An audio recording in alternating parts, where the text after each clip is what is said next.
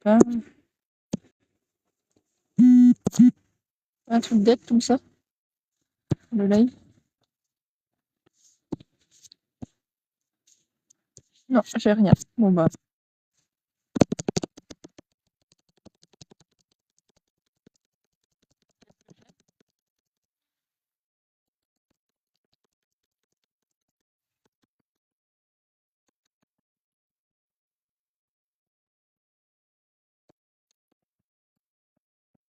Voilà, je vais mettre à 99.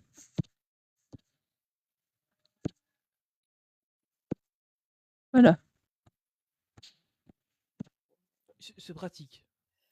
C'est, Je pense qu'on peut le dire, c'est pratique. à d'autres, tu vois. Voilà.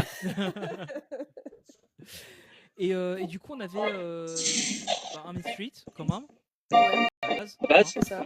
Un Fantasyland, un Tomorrowland et un Adventureland. Et donc, il y avait aussi le train qui faisait le parc qui s'arrêtait à Main Street et à Fantasyland. Ouais. Et donc, tu me disais qu'à l'origine, il y avait 2 hôtels. Donc, c'est vrai qu'ils étaient quand même vachement plus petits par rapport à des. Ils avaient un peu exagéré sur le nombre d'hôtels au départ. Je pense qu'ils se sont fait un peu saucer quand même à ce moment-là. Ouais, je pense, ouais. Mais oui, ça s'appelle le Hong Kong Disneyland Hotel. Donc lui, ben, il ressemble très... Franchement, visuellement, il ressemble au Grand Floridian, hein, qui est à Disney World. Donc plutôt type un peu victorien. Et le Disney Hollywood Hotel, qui lui est plutôt un peu ardé, etc. Et très chouette aussi. Mais donc voilà, c'était déjà pas si mal au final. Et en fait, honnêtement, pour avoir fait du coup les 2 parcs, si tu te balades sans le contexte, tu passes, tu sais, sous la gare et tu arrives dans Main Street, sur un malentendu, tu peux te dire, ah, je suis à Anaheim. Ah ouais, vraiment, il y a une très grosse partie qui ressemble. Tu retrouves vraiment la même structure, quasiment la même longueur, la même largeur, tu sais, au niveau des routes, etc. Quoi. Ah oui. En fait, les 2 trucs qui permettaient de différencier les deux sur les photos à la base, il n'y avait pas eu encore de changement. C'était que, en fait, le château derrière lui, il avait des montagnes. Les deux micros, je les ai. Et que les briques de Main Street sont rouges à Hong Kong aussi. Et c'est pour 2 raisons par rapport à la culture chinoise, etc. C'est qu'en fait, dans le Feng Shui, il y a pas mal de choses qui avaient été mises en place pour construire le parc.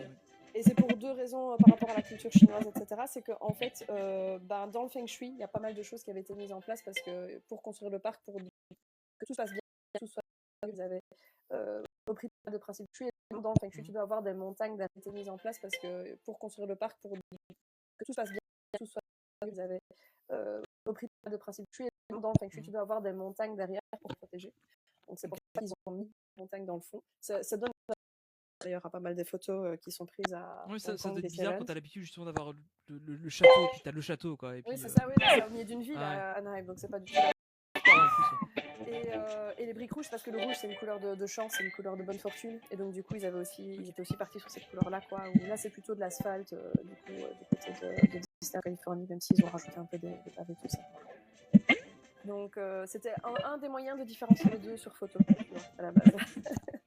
Ouais, parce qu'au final, quand on regarde l'architecture du parc de base est relativement là, c'est un Magic. À la base. Ouais, parce qu'au final, quand on regarde l'architecture du parc de base est relativement là, c'est un Magic Kingdom basique. Enfin, c'est pas dire péjoratif que ça, mais je veux dire, voilà, c'est un Magic Kingdom. T'as Main Street, t'as le château au bout, t'as le Plaza là.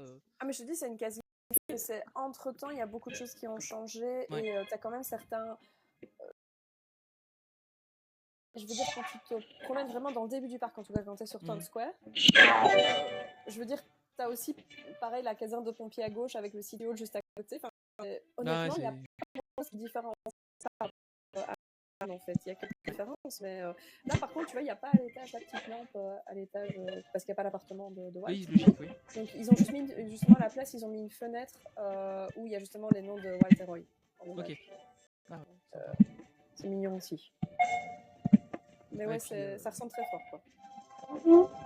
Et puis là, sur le plan, mais ouais, ça, c'était les extensions d'après. On en parlera un peu après. Parce qu'il y a eu, c'est du coup un parc qui a eu beaucoup d'extensions, notamment une première phase d'expansion entre 2011 et 2013, avec le Toy Story Land, qui était un espace dédié à Pixar avec du coup des attractions familiales. très semblable à celui qu'on a à Disneyland Paris. Je crois même quasiment identique en termes d'attraction. Et il a quand même des différences. Hein, Il est quand même différent. ouais. Mais le nôtre était construit d'abord. Ouais. Et celui-là est arrivé après. Il y a des attractions en commun. Ils ont aussi RC Racer et Zigzag, tu vois. Mais RC Racer là-bas s'appelle Rex Racer en fait, c'est avec Rex. Donc c'est un peu différent. Et t'as Rex, une statue de Rex qui tient un Tokyo Hoki devant. Donc c'est un petit peu différent du nôtre. Par contre Zigzag c'est le même. Et ils ont une attraction unique là-bas qui n'est pas dans les autres parcs, qui n'est pas dans les autres Toy Story Land. Mais il est différent dans le sens où il est plus grand, il est un peu plus espacé que nous, le parc, qui n'est pas dans les autres Toy Story Land. Mais il est différent dans le sens où il est plus grand, il est un peu plus espacé que nous, il est à mais il ressemble fort. Ouais, c'est ça, ils ont. Je vois, ouais, là j'ai le plan sous les yeux, ils ont un parachute drop aussi. Aussi, oui, tout à fait, oui. Ouais. Ils ont une petite zone un peu plus faite foraine, tu vois, avec des petits jeux. Tu sais où il faut lancer des choses, viser des choses, etc. Et où tu gagnes des petits cadeaux qu'on n'a pas chez nous et qui n'est pas non plus à Disneyland. Ouais, et puis ce qu'il faut rappeler, c'est que celui-là il est au Magic Kingdom, donc il y a le train, enfin du coup il est à l'extérieur de la zone délimitée par le train, ce qui est aussi assez marrant je trouve.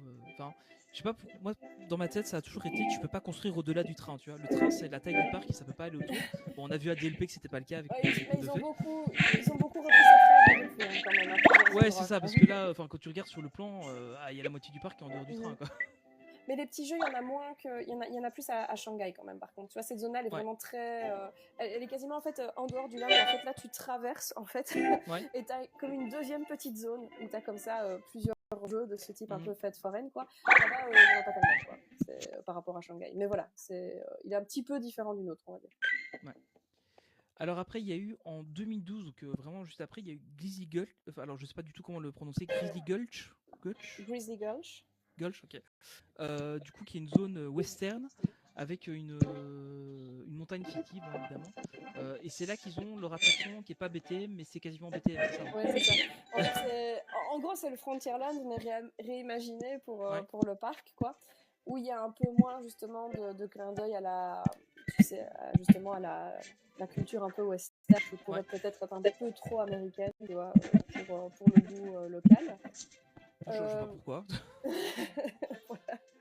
Et donc en fait ici, c'est l'histoire d'une petite ville de l'âge d'or qui se trouve au pied d'une montagne qui s'appellerait du coup la Big Grizzly Mountain et qui aurait été bâtie en fait malheureusement sur un lit de geyser par accident. Et que donc les pionniers ont été obligés de déserter parce que c'était pas possible d'y vivre et que des ours grizzly auraient repris un peu le contrôle, quoi. Donc c'est une ville fictive évidemment et c'est un peu plus romancé que Frontierland. L'idée c'était d'intégrer un Frontierland sans avoir une allusion trop directe aux États-Unis avec un cadre un peu plus fantaisiste, quoi. Et donc il y a l'équivalent de Big Thunder Mountain. Alors du coup je vais te reprendre le nom de l'attraction complet pour ne pas dire de bêtises parce qu'il est tellement long. On dirait qu'en fait ils ont fait un jeu de fléchettes avec ce truc et qu'ils se sont mis d'accord. Donc je vais la reprendre. Attends. Ouais, mais ouais, tu le vois, tu l'as sous les yeux ou pas? Non, je l'ai pas noté. Attends. Parce que je veux pas dire de bêtises, donc je vais le reprendre. Ouais, non, mais en fait, quand j'avais préparé l'épisode, je l'avais noté. C'est Big Grizzly Mountain Runaway Minecars. Et franchement, Camoulox. Oui, franchement, honnêtement, ça, je te dis, en fait, ils ont fait un truc où ils ont tiré des fléchettes et ils ont pris tous les mots qu'ils ont chopés, en fait. Ouais, c'est ça, quoi. Mais donc, ouais, c'est complètement différent. C'est un peu plus, tu sais, ce serait un peu comme si, pour ceux qui ont déjà fait les deux attractions, c'est un peu comme si BTM et Expedition Everest avaient eu un bébé. Et en vrai, pas mal, hein? Ouais, c'est cool, hein. Non, l'attraction, elle est super, honnêtement, elle est vraiment bien. Okay. C'est peut-être le meilleur des trains de la ligne, tu vois. Ah ouais, ok. Franchement, elle est chouette, il y a un passage en arrière, du coup. En fait, le concept, c'est que voilà, tu es dans la mine. Et c'est une ville, tu vois, justement, encore une fois, c'est par rapport à la culture chinoise et tout. Mais en fait, le 8, c'est un chiffre qui porte bonheur en Chine. Ça se prononce bas et ça se prononce comme la richesse. Enfin, c'est même pas, ça se prononce comme la richesse en fait. Ok. Et donc, quand tu as le chiffre 8, c'est un signe de fortune, de richesse, etc. quoi. Et donc, Ouais, tu es non, en train, ok. tu es censé aller vers le shaft, tu sais, la course, le rail numéro 8. Ouais. Sauf qu'au dernier moment, tu as un ours qui appuie sur, tu sais, les espèces de manettes qui te font changer de rail, là, Ouais. tu sais. Les Et tu te aiguillages. retrouves,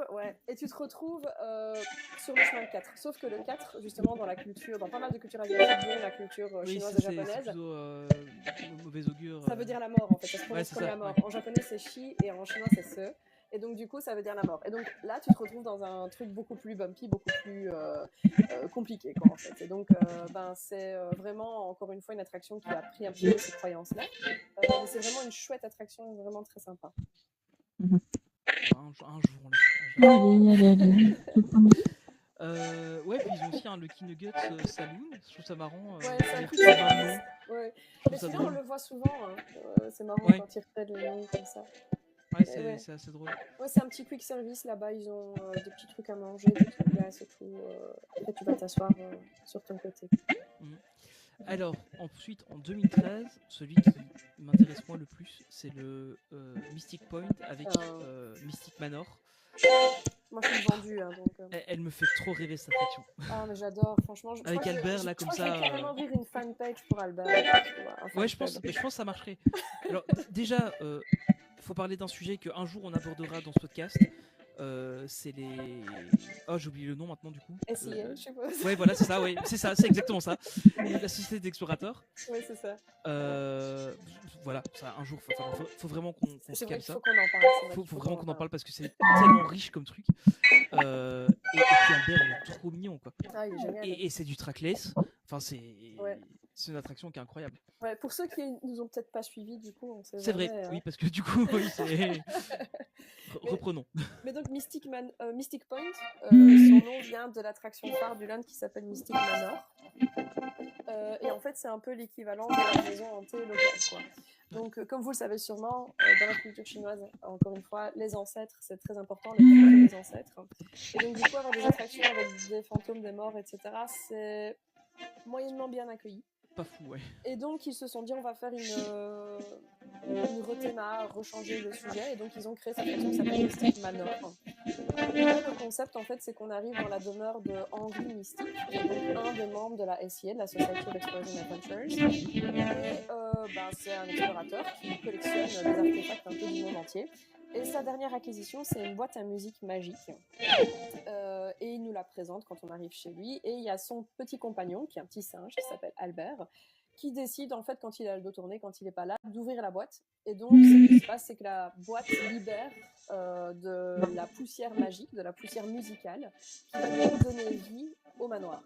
Sauf que dans le manoir, il y a énormément de choses, il y a énormément d'objets, comme je vous disais, vu que c'est un collectionneur, dont des objets un peu dangereux.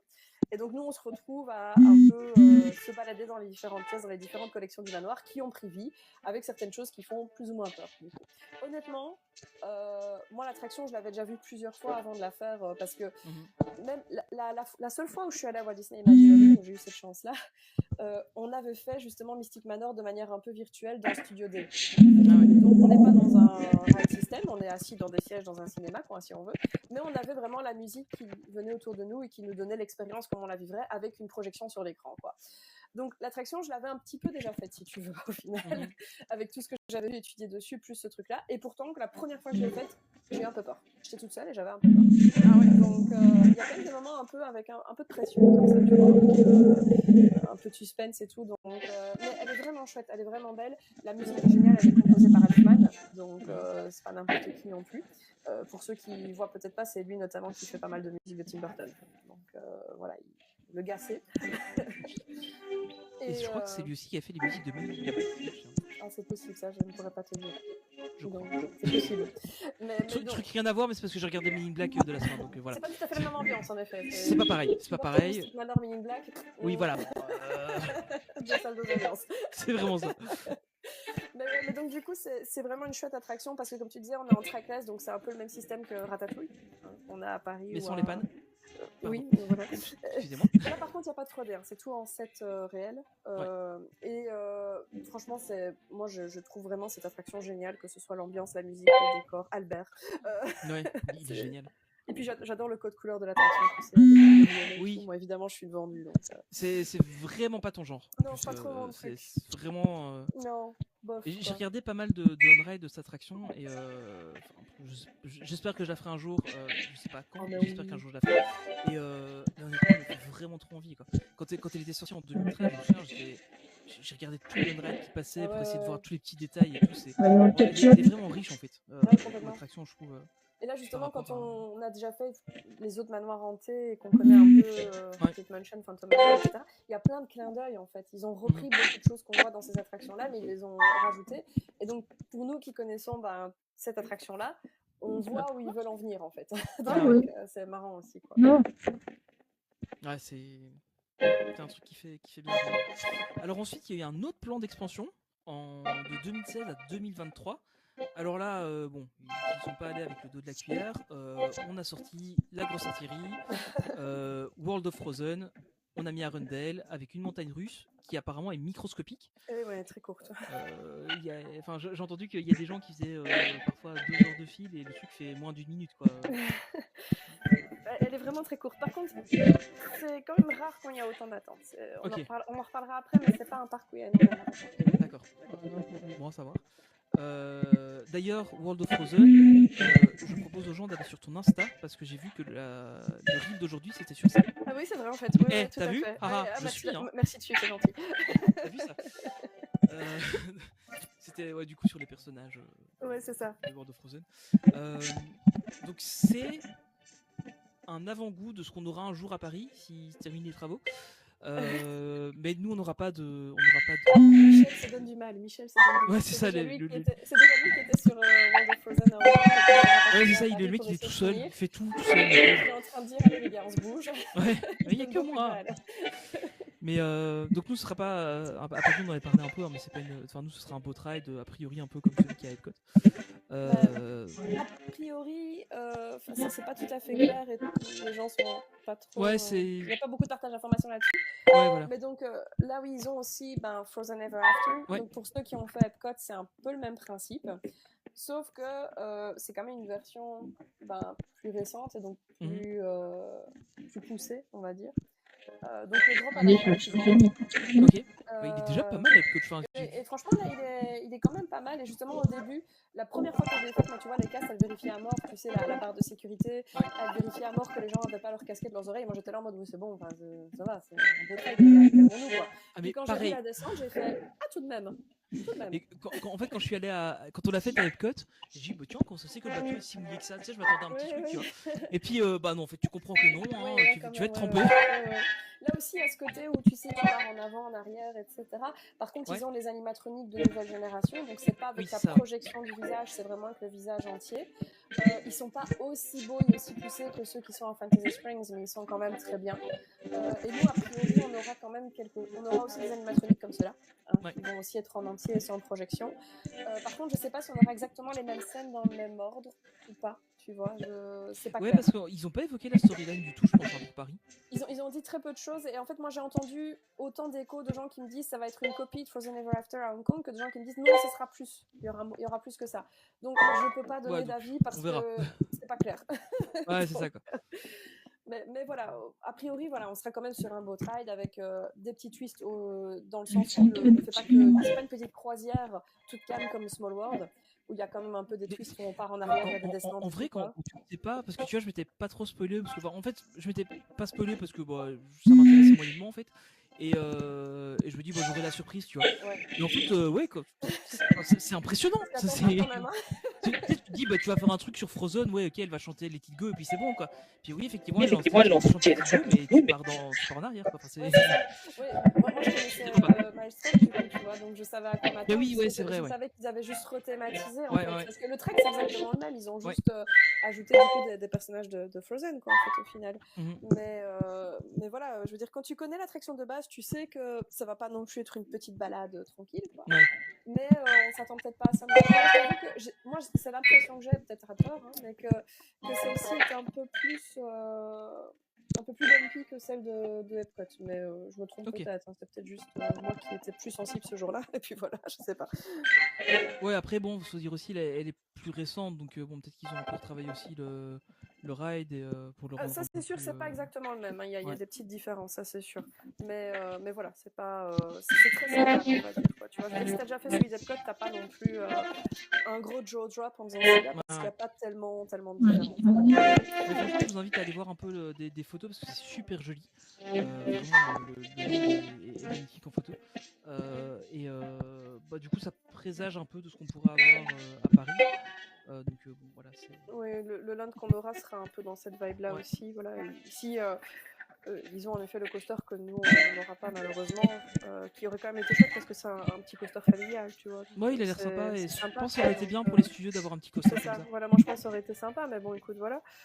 Et nous, on aura du coup un endroit de meet and greet puisque DLP est Oui. génétiquement incapable de gérer des meet and greet. Donc, du coup, il faut des Ça- salles pour ça. On peut pas laisser les personnages se promener. Donc, On s'en est encore rendu compte à la dernière soirée PA. C'était.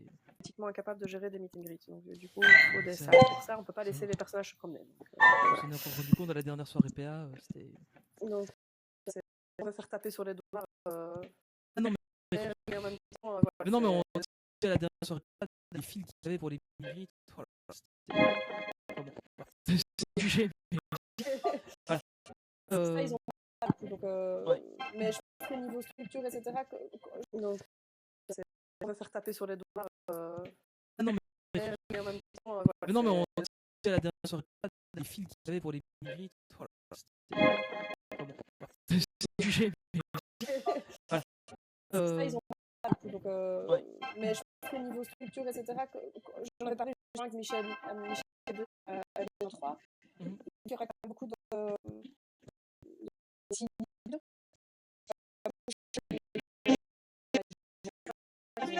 donc il repart de ça pour aller plus loin. Il dit qu'il pense qu'il sera très beau aussi.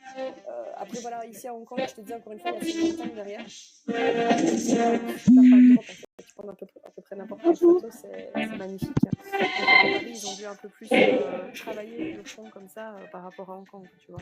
Bah, Val d'Europe et montagne d'Hong Kong, on n'est pas dans le même délire, quoi. Oui, c'est différent. Donc, voilà. Vu que t'as le champ derrière, c'est sympa aussi. Hein. Voilà. C'est cool, non? Avec le château d'Elsa, ça se marie bien. Franchement, moi je ne vois pas le problème. Vraiment, C'est pareil. voilà. C'est vraiment pareil. Et du coup, en 2023, ils ont aussi ouvert leur Avengers Campus avec une attraction qui était Iron Man Experience. Globalement, c'est Star Tours avec Iron Man. C'est ça, de ce que exactement. j'ai compris. Ouais, c'est ça. Et Ant-Man and the Wasp Nano Battle. Que celle-là, je connais pas du tout. Ouais. En fait, si tu veux, du coup, en effet, l'attraction d'Iron Man, c'est Star Tours, mais reprise avec Iron Man. Ouais.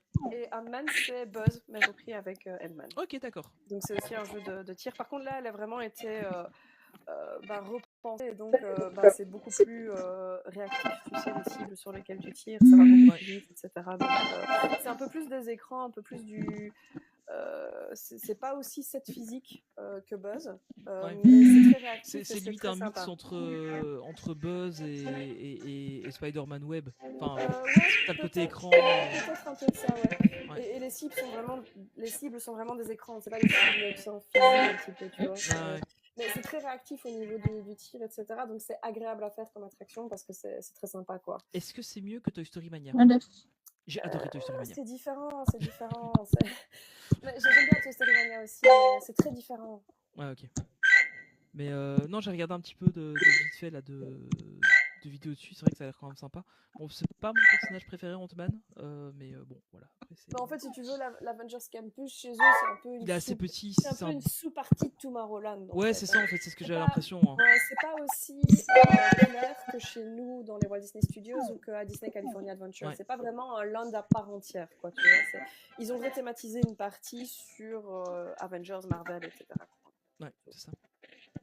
Mais voilà, ça a le mérite d'être là et c'est des twists intéressants sur des attractions qui existent ailleurs et c'est du coup des exclusivités en fait. Donc, oui, c'est ça, mais c'est ça qui est aussi, en fait, des twists intéressants sur des attractions qui existent ailleurs et c'est du coup des exclusivités en fait. Donc, oui, c'est ça, mais c'est ça qui est aussi, en fait, c'est ça que je trouve la direction qui est intéressante. C'est vraiment dire qu'on fait des exclus pour ce que c'est pas juste on recopie ce qu'il y a ailleurs, quoi. Je Ouais, trouve complètement. ça pas mal. Franchement, c'est super chouette parce que c'est pour justement les fans qui font tous les parcs comme ça, tu cherches un peu les excuses à chaque fois quand Ouais, tu c'est ça, quoi. quand tu y vas. Et Ouais, clairement, je sais pas Hong si on est Kong, c'est un parc qui a tellement d'exclus en fait, il y a tellement de trucs qu'il n'y a pas ailleurs que c'est vraiment chouette. Bah, Alors après, on a eu aussi le Disney Explorer Lodge. Ah, hôtel de mon cœur, Ouais, il est super beau. Hein. il est magnifique. J'adore. Franchement, je pense que quand j'irai, ce sera Ah, bah, probablement celui là. que je ferai. Franchement, je rêvais de le faire depuis des années. Moi, Et quand je l'ai c'est fait à un la film. fin, j'ai pas été déçue. Tu vois, Ah ouais. j'avais des super hautes attentes et franchement, il n'y a rien qui m'a déçue. J'ai vraiment adoré. Un superbe hôtel. Il me fait un peu penser à l'Animal Kingdom Lodge, mais enfin ouais, enfin moi pour moi il fait vraiment penser à ça et le Oui. Animal Kingdom Lodge me faisait rêver vraiment. Le prix aussi était. Ouais, Il est quand même plus abordable. petits avec dynamos, ça, oui. Voilà, c'est ça, c'est ce que je me dis en fait. Finalement, aller Si j'ai le en temps, ça va. Floride, c'est peut-être moins cher. Non, c'est clair, il est beaucoup plus abordable. Mais ouais, en fait, le lobby ressemble extrêmement Mais fort c'est à à chaque fois, Animal Kingdom Lodge. je pense qu'on mettrait les photos côte à côte, on dit pas. Je pense qu'il y a la plupart des gens qui pourraient se tromper. Quoi. Ouais, il y a moyen de se tromper, je pense, honnêtement. Et là, en fait, ce qu'ils ont fait, c'est que c'est vraiment un hôtel qui est dédié un peu à l'exotisme, aux cultures, à l'exploration, l'aventure, etc. Quoi. Donc, c'est bizarre que ça me plaise. Hein, honnêtement. Ouais, je vois pas. Vraiment. Je sais pas du tout. C'est un voyage. C'est pas dans mes habitudes, mais Je voilà. suis quand même assez étonné que tu aies aimé cet hôtel-là et que tu pas pris le Formule 1 à côté. Oui, voilà, je sais pas. C'était un moment d'égarement de ma part. Ceci n'est pas une pub pour le groupe Accor. Non, on n'est pas sponsorisé par le groupe Accor. Non, ça serait. Bon, puis, je sais pas pourquoi je me ferais sponsoriser par un groupe d'hôtels. Enfin, soit. Ici, dans l'hôtel, tu vois, ils ont, contrairement au Animal Kingdom Lodge, il est vraiment basé sur l'Afrique. Hein, parce qu'il y a aussi, il peut y avoir d'autres choses qui rentrent en compte, mais c'est quand même une grosse partie inspirée de la culture africaine, on va dire. Ici, tu as plusieurs parties dans l'hôtel où tu en as une qui est vraiment dédiée à l'Asie, une autre à l'Océanie, une partie à l'Amérique plutôt du Sud, et puis ensuite une partie sur l'Afrique. Et donc, en fonction d'où est ta chambre, c'est pas tout à fait la même chose. Donc, c'est plus sympa. Moi, la chambre dans laquelle j'étais, par exemple, c'était une chambre plutôt dans la partie Afrique. Donc déjà, les décors de couloirs étaient différents. Mais dans la chambre, il y avait des masques qui ressemblent, tu sais, aux masques africains qu'on voit un peu partout, mais en forme de chenille, quoi. Ah ouais. Que t'as pas dans d'autres chambres, quoi. Donc c'est un peu cool, c'est un peu sympa. Moi, c'est un hôtel que j'aime beaucoup, honnêtement. Et du coup, c'est un hôtel plutôt moderate. Ok. Au niveau de la gamme. Donc là, concrètement, si tu prends les 3 hôtels qui existent entre-temps, le Hong Kong Disneyland Hotel, c'est plutôt le Deluxe. Celui-là, c'est le Moderate. Et le Hollywood, je pense qu'ils le considèrent comme un Moderate, comme aussi, pas vraiment comme un Value, mais c'est celui qui est considéré comme le moins haut de gamme des 3. Et pourtant, franchement, pour l'avoir fait, il est vraiment chouette aussi, quoi. Ok. Alors après, le gros morceau, entre 2018 et 2020... ils ont refait le château en fait. C'est un truc de malade. Enfin, quand j'avais vu la news à l'époque, je me dis ils vont refaire le château. Ouais, arrête. Moi, je me suis dit comment ils vont faire le boxon, tu vois. Mais c'est ça. Et en fait, du parc, le truc. C'est ça. T'as le truc sur le milieu du parc. Enfin, tu peux pas passer un peu 2 heures en plein milieu de journée. Et ça marche quoi. Oui, quand tu vois le château, il garde le côté. Ouais, on a des morceaux de celui de Californie qui restent là. Mais à côté, on vous a fait un truc de pété, quoi. À Shanghai. Enfin, c'est hyper impressionnant. Honnêtement, moi, c'est purement subjectif, hein, mais c'est mon préféré. Ah ouais? C'est celui que j'aime le mieux. Je le trouve vraiment superbe. Mais c'est vrai qu'en photo, enfin, bon, du coup, je l'ai vu qu'en photo. Ouais, il est super beau, quoi. Il est hyper élégant, il est vraiment super beau. Comme celui de Shanghai, en fait, c'est pas un château qui est à l'île princesse. Hein. Chez nous, voilà, chez nous en Californie, c'est le château de la Belle au Bois dormant. À Disney World et à Tokyo, c'est le château de Cendrillon. Cendrillon, oui. Ici, ils ont décidé de le dédier en fait aux 12 princesses Disney et aux 2 reines de la Reine des Neiges, du coup. Et donc, on a des petites notes sur toutes les princesses Disney, en fait. Il y a des petits clins d'œil un peu partout, notamment sur les finales, en fait, de toutes les tours. C'est à chaque fois dédié à une princesse, quoi. Et franchement, moi, je le trouve vraiment très beau. Je le trouve vraiment super beau. Beaucoup de détails, beaucoup de... Et alors, ce qui est génial, c'est que le château, il a été construit contrairement aux autres. Notamment le nôtre, celui de Disney World, par exemple. Il a été construit avec les projections, en fait, en tête. Ouais, directement, oui. Donc en fait, le but c'était que le château soit optimisé pour qu'on puisse projeter dessus de manière efficace. Finalement, c'est un grand écran, quoi. Oui, voilà. Et donc en fait, quand tu vois le spectacle du soir avec les projections, fatalement, ça donne Oui. Donc en fait, le but c'était que le château soit optimisé pour qu'on puisse projeter dessus de manière efficace. Finalement, c'est un grand écran. Quoi. Oui, voilà. Et donc en fait, quand tu vois le spectacle du soir avec les projections, fatalement, ça donne super bien. Parce que, donc voilà. du coup, ça fonctionne hyper bien, quoi. Il est super beau. Le nom, si je me souviens bien, c'est le Castle of Magical Dreams. C'est ça, ouais. C'est ça. Mais il est magnifique. Je trouve que. Et en plus, tu vois, j'avais vu sur les concepts, tu sais, c'est dégradé de rose, beige, bleu. Sur le concept, je trouvais pas ça très joli. Enfin, je trouve que j'avais peur en fait. J'avais un peu peur. Et au final, ça rend super bien. Encore une fois, en photo. J'ai toujours pas vu en vrai. Mais d'ailleurs, on dit qu'on connaît quelqu'un qui va bientôt le voir aussi. Ouais, je ne sais pas qui. Je ne sais pas qui. On ne sait pas. Peut-être que quelqu'un viendra en parler un jour aussi de son expérience là-bas. On pourrait refaire un podcast. On ne sait pas. Une partie 2. Je ne sais pas. Cette personne, si tu nous écoutes. Coucou. Voilà, il y a eu ça. Et puis, du coup, il y a eu Momentus, qui était le spectacle. Ouais, c'est ça. Le Nighttime Spectacle. Ouais. Qui a été fait dessus, du coup, en 2022. C'est ça, exactement. Et c'est un gros truc, un peu. Ils ont fait énormément. Tu l'as vu, toi? Oui, ouais. Il est magnifique. Franchement, il est super. J'aime beaucoup. Je le trouve vraiment très beau. Il bat pas quand même Happily Ever After. Non, parce que je sais pas si quelque chose va faire ce show un jour. Bah écoute, il m'a arraché quelques larmes, hein, Happily Ever After. Il est chaud, hein, ce spectacle. Waouh. En plus, on a eu de la chance, c'est tellement bien mis et waouh. Bah là, on en parle, j'ai les poils, tu vois. Donc. Ouais, pareil. En plus, il y a pas longtemps, je me le suis re-regardé parce que, du coup, ouais, j'étais dans le montage des podcasts de Disney World et du coup, je me dis, tiens, je vais me remettre un peu dans l'ambiance, tu vois, et puis je regarde, je dis, ah ouais, quand même. Ouais, non, il est vraiment magnifique. Mais là, franchement, Momentus, il est vraiment bien. C'est basé vraiment, tu sais, sur en gros les grosses époques de la vie. Ok. Et donc, il démarre le spectacle avec, tu sais, quand t'es enfant, quand tu nais, etc. Et puis, t'as des différentes histoires Disney, différents personnages Disney qui sont utilisés pour symboliser en fait les grosses étapes de vie, en fait. Oui. Et l'idée, c'est de dire que voilà, il y a le temps continue à avancer, mais que ce qu'il faut faire, c'est chérir en fait les souvenirs qu'on a tous ensemble, quoi. Et il est hyper émouvant. Moi, je le trouve magnifique. Il y a une scène sur Coco, évidemment, donc. Ouais, voilà. Voilà, rien qu'avec ça, tu m'as. T'as le tir, c'est des trucs qui font pleurer, tu vois. Voilà, c'est ça. Et la chanson thème est vraiment super belle. Moi, je l'aime beaucoup. Donc, vraiment, c'est un spectacle à voir pour moi. Il est dans mon top 3, très clairement. Ok. Un jour peut-être. Je te le souhaite. Alors ensuite, le gros morceau, on a Battle for Star Expo, qui est un nouveau spectacle avec des drones. Et ça, c'est bien. Je sais pas si tu l'as vu celui-là du coup quand t'es allé en décembre. Je l'ai vu très vite fait en fait, okay. Parce que je l'ai vu depuis l'extérieur du parc en fait, parce que les drones ils les font voler aussi à l'extérieur en fait. D'accord. Ils proposent de le voir depuis de Tomorrowland, mais tu le vois aussi à l'extérieur. Mais ils utilisent les drones à Hong Kong depuis un moment quand même maintenant aussi, même dans des trucs comme tu sais quand ils font justement l'illumination du sapin à Noël, ils font aussi un petit spectacle de drones. Ok, d'accord. Donc ils utilisent assez régulièrement maintenant. Là. Non, ça me fait toujours rêver. C'est super bien fait, c'est magnifique. Je suis extrêmement fan de ça.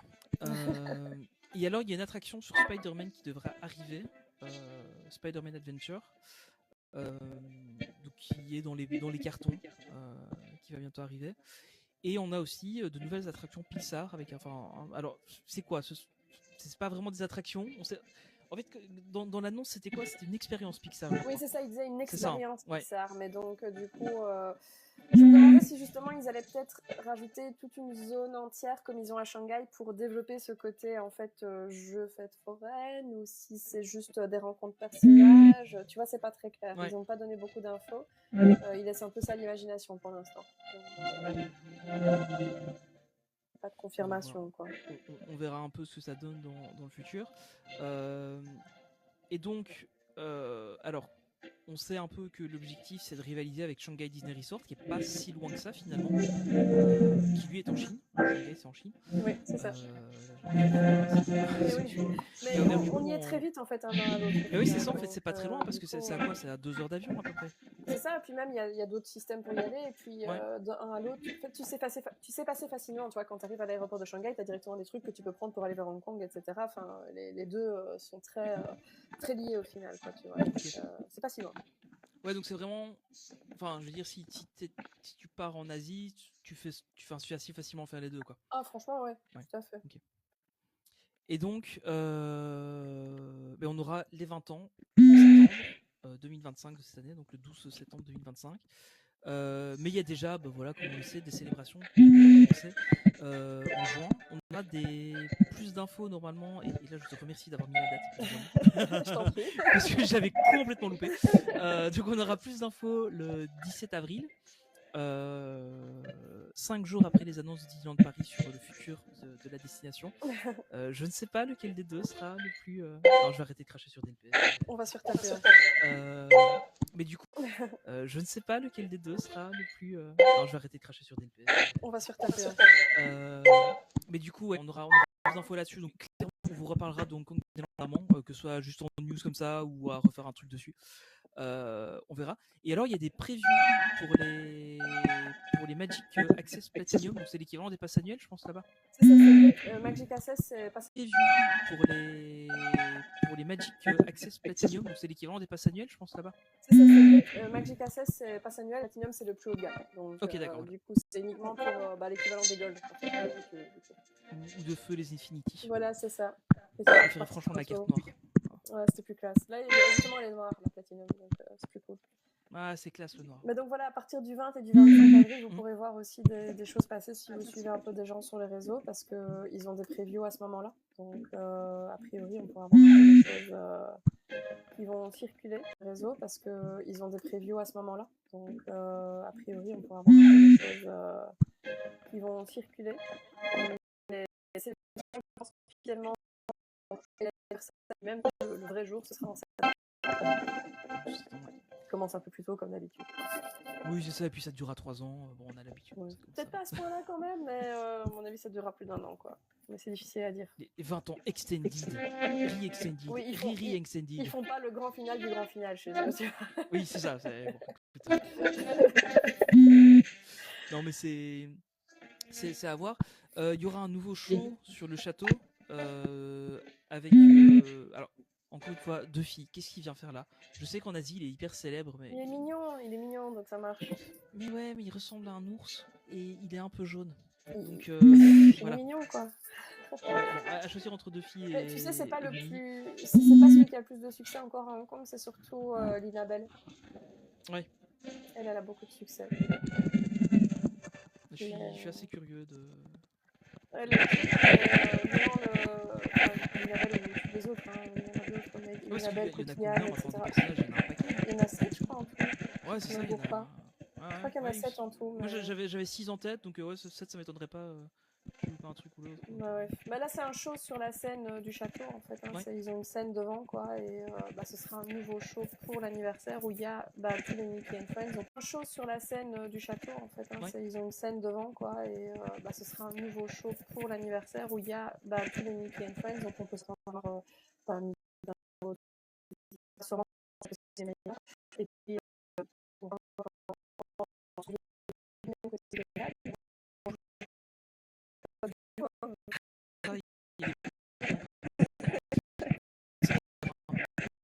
et il y aura un autre pack qui sera Friend de Terry qui sera vraiment la plus jamais vue. Ce parc-là, 11 chars quand même, c'est pas mal, dont un char Encanto, et ça, moi, j'adore Encanto. Ah, j'adore aussi, c'est trop cool. Je suis extrêmement fan d'Encanto, je pleure à chaque fois quand je regarde Encanto. Ouais, j'aime beaucoup ce film aussi. Et franchement, la parade, il y avait quelques concept art qui ont un peu circulé, ça donne envie, quoi. Quand on voit la dernière parade qu'ils ont fait justement à Tokyo, tu te dis, s'ils partent sur un truc de cette vibe-là, ça va être fantastique, quoi. Donc, ouais, c'est ça, ils vont faire un truc. Je suis très très curieux de voir ça. Bon, je le verrai pas de mes yeux. Peut-être que d'ici là, on sait pas. Peut-être que moi et une autre personne qui parle là-bas dans pas longtemps, on peut te motiver à venir la prochaine fois. C'est vrai. Oui, mais le truc, c'est que vous savez que je suis faible. Faut juste que j'en parle à mon compte en banque. Voilà. Lui, il est pas très sympa. Donc. Non, c'est ça. Après, ça va, on s'entend bien, hein, mais bon, voilà. Ouais, donc il y aura aussi une nouvelle version de Momentus, avec une nouvelle scène spéciale et des revues de projection et l'ajout de drones. Ouais, voilà, c'est ça. Ils sont partout. Ouais, il y aura Donc, une scène spéciale pour l'anniversaire. Et alors aussi un truc que j'ai noté, c'est que, en tout cas sur les concept art, du coup les costumes des 20 ans pour la parade et les costumes des 20 ans pour le Castle Show sont pas les mêmes, tu vois. Ah ouais, Parce ok. que sur les présentations qu'on voit beaucoup, Mickey et Minnie ont les costumes de la parade, en fait, qui sont quand même... Les costumes des 20 ans pour le Castle Show sont pas les mêmes, tu vois. Ah ouais, Parce ok. que sur les présentations qu'on voit beaucoup, Mickey et Minnie ont les costumes de la parade, en fait, qui sont quand même assez... C'est pas très fou. Mais ça, c'est plutôt les costumes de la parade, en fait, même si on les voit sur tous les visuels des 20 ans. Alors que les costumes des 20 ans, ils sont plus dans des tons... Tu sais, ils ont pris un peu un rose fuchsia assez vif, avec des bleus, des pastels, etc. C'est un code couleur assez joli. Mais donc ça, c'est vraiment... Je pense que c'est plutôt ces costumes-là qui sont les costumes des 20 ans, en fait. Alors que l'autre, c'est le costume de la parade, en fait. Qui se trouve être la parade des 20 ans, mais qui va, a priori, continuer même après les 20 ans. Tu vois. Ouais, je vois les concepts. Ouais, c'est vrai que, à mon avis, t'as raison. Je pense que... Et donc, ça annonce quand même du beau Disneyland. Ouais, je vois les concepts. Ouais, c'est vrai que, à mon avis, t'as raison. Je pense que... Et donc, ça annonce quand même du beau Disneyland, qui est au final déjà une destination qui a bien évolué par rapport à ce qu'elle était. C'est clair. Pas loin de chez nous, ce serait bien. Voilà un peu la présentation, c'était un peu l'idée de vous parler un peu du parc. On n'est pas rentré dans les détails de tout le parc. Encore une fois, c'est pas impossible qu'on revienne sur le sujet et qu'on en reparle un peu. Du coup, Marie, je voulais un peu avoir ton avis. Alors, je pense que la première question, est-ce que ça vaut la peine d'aller voir le parc? La réponse est oui. Je te dirais que oui, honnêtement. Comme je te disais, c'est un parc qui a énormément d'exclus. Donc, rien que pour le côté, voilà, je veux faire des choses que je vois pas dans les autres parcs et tout. Donc, pour ça, ben, c'est un parc qui vaut le coup. Honnêtement, c'est peut-être le parc le plus sous-estimé du Disney Game, au final. Alors qu'il a beaucoup de points positifs. Honnêtement, quand tu en parles avec des Disney fans, par exemple, j'ai un collègue qui est très fan de Disney. Lui, bon, alors clairement, son objectif c'est Disney World. Beaucoup de gens après Disneyland Paris. Mais tu vois, moi par exemple, le parc, il y a deux parcs que j'aimerais faire, c'est la Californie, parce que c'est le parc de Walt, tu vois, et Tokyo. Bon, alors j'adore le Japon aussi, ça m'intéresse à mort le Japon, donc je pense que ça joue. Mais tu vois, c'est vrai que c'est pas forcément le premier parc qui va venir en tête des gens, quoi. C'est même souvent le dernier en fait. Moi, c'est le dernier que j'ai fait, mais c'est plus parce que ça s'est mis comme ça en fait. Honnêtement, les parcs, je les ai visités dans l'ordre où ça venait pour moi. J'ai eu la chance de bouger grâce à mes études et ensuite mon travail. Et donc, mes visites de parcs se sont un peu plus conditionnées par rapport à l'endroit où je bougeais à ce moment-là. Et donc, il s'est avéré que c'est Hong Kong que j'ai fait en dernier, mais c'est pas celui qui m'intéressait le moins au final, quoi, tu vois. Pour y avoir été, je me dis c'est dommage d'avoir dormi sur ce parc aussi longtemps parce que honnêtement là c'est un de mes chouchous, quoi. Je le trouve vraiment chouette ce parc. Ouais. Donc voilà. Et c'est aussi, je sais que toi tu l'avais fait, je pense, quand tu avais fait les derniers parcs, c'est que tu avais combiné en fait tous les parcs asiatiques à peu près en même temps. Donc si je me souviens bien, tu avais fait une escale un peu plus longue, je crois. En fait, la dernière fois que j'y suis allée, justement là, la dernière fois que j'y suis allée en décembre, justement, là j'ai fait les 3 d'un coup. Après, voilà, c'est génial, mais je ne conseille pas forcément à n'importe qui de faire ça. Dans le sens où tu survoles quand même très fort, il faut vraiment rusher. Moi, c'est parce que c'est des parcs que je connais, que j'ai déjà vu plusieurs fois. Donc, pour une première visite, c'est pas ce que tu voilà, c'est ça. Je découvre pas tout sur place, je connais aussi les langues, les cultures, etc. Donc, ça me permet d'aller plus vite pour certaines choses. Mais voilà, je ne conseillerais pas forcément ça pour une première visite à tout le monde. Surtout pour ceux qui n'ont pas forcément l'habitude de voyager, mais si c'est faisable de le faire, hein, ça se met bien au final, parce qu'ils sont assez proches les uns des autres. Donc c'est jouable de le faire, quoi. Est-ce que d'après toi, il faudrait encore attendre un peu je ne sais pas encore ce qu'ils vont annoncer, donc c'est un peu compliqué de le dire, mais est-ce que tu crois que c'est un parc qu'il faudrait attendre un peu avant de le faire, je sais pas, peut-être 5-10 ans, de voir les nouveautés qui arrivent, ou est-ce que pour toi, et je pense que je connais déjà la réponse, mais le parc est déjà assez mature pour vraiment valoir le coup de le faire maintenant, beaucoup plus que dans les années 2000 quand il a été construit? Ah non, pour moi il vaut le coup maintenant. Tout à fait. Surtout ici, là, je te dirais, si tu peux attendre les 20 ans, c'est mieux. Ouais. Attendre le mois de juin, quoi. Ouais, on est à 15 jours près là, donc voilà. Mais voilà, honnêtement, il a déjà de quoi faire, que ce soit le parc en lui-même, les hôtels aussi sont sympas. Je trouve honnêtement pour les hôtels, je suis épatée par ce que propose le parc. Je trouve que c'est le meilleur de quoi faire, que ce soit le parc. Pour les hôtels, je suis épatée par ce que propose le parc. Je trouve que c'est le meilleur rapport qualité-prix de tous les parcs ici. Donc, tu vois, les prix sont pas déconnants. Et surtout par rapport à la qualité que tu as, en fait. Tu vois, parce qu'il y a d'autres endroits où la qualité peut-être plus mais là, le rapport qualité-prix que tu as à Hong Kong Disneyland au niveau des hôtels, franchement, je suis bluffée par ce qu'ils proposent. Il y a énormément d'activités aussi dans les hôtels, certaines payantes, certaines gratuites. Donc ça te rajoute aussi beaucoup de temps d'exploration, même juste dans les hôtels. Quoi, tu vois. Le seul point négatif qu'il a, c'est qu'il n'a pas du tout de Disney Village ou d'équivalent, tu vois. Ah ouais, c'est vrai, tiens. Et ça, c'est un petit peu embêtant, parce que c'est vrai que ça te rajoute aussi un peu du temps, ça te permet d'aller voir un peu autre chose. Quand tu sors le soir, voilà, c'est ça. T'as fini, quoi. Voilà, c'est ça. Tout. Ouais. Et il y a le côté aussi tu sais, il y a beaucoup de personnes qui n'ont pas forcément l'habitude de voyager et qui sont rassurées de pouvoir rester dans la bulle Disney. Donc voilà, si t'es en Californie ou à Shanghai et qu'il te faut un truc, genre il te manque un truc de make-up ou une paire de chaussettes ou je sais pas quoi, tu peux filer, tu vois, vite fait à Downtown Disney ou à du coup Disney Town pour pouvoir aller acheter un truc vite fait. Là, en fait, t'es obligé de prendre le métro et d'aller te taper la ville pour essayer de trouver des trucs parce que sur place, il n'y a pas grand-chose, quoi. Ouais, je connais quelqu'un qui est passé dans la bulle Disney pour sa première visite, alors que d'autres personnes du groupe auraient bien aimé bouger un peu, mais je ne dirais pas qui c'est, mais c'est possible que je vive avec elle. Ah, voilà. Aucune idée. Je ne sais pas. Peut-être que tu la connais. Comme ça me dit rien. Alors, donc voilà, ça c'est un peu dommage, quoi, tu vois, ce côté-là où... mais en soi, les hôtels rajoutent quand même pas mal de temps d'exploration au final, donc il y a quand même pas mal de choses à faire, et comme je te dis, il y a tellement d'exclus au final, il y a tellement de choses qu'il y a là-bas qu'il n'y a pas dans les autres parcs, du coup, même sans attendre, tellement d'exclus au final, il y a tellement de choses qu'il y a là-bas qu'il n'y a pas dans les autres parcs, du coup, même sans attendre d'autres qui ont été annoncés, en fait, il y a déjà énormément de choses à faire et à voir. Quoi. Oui. Donc, voilà, moi je dirais qu'il n'y a pas forcément.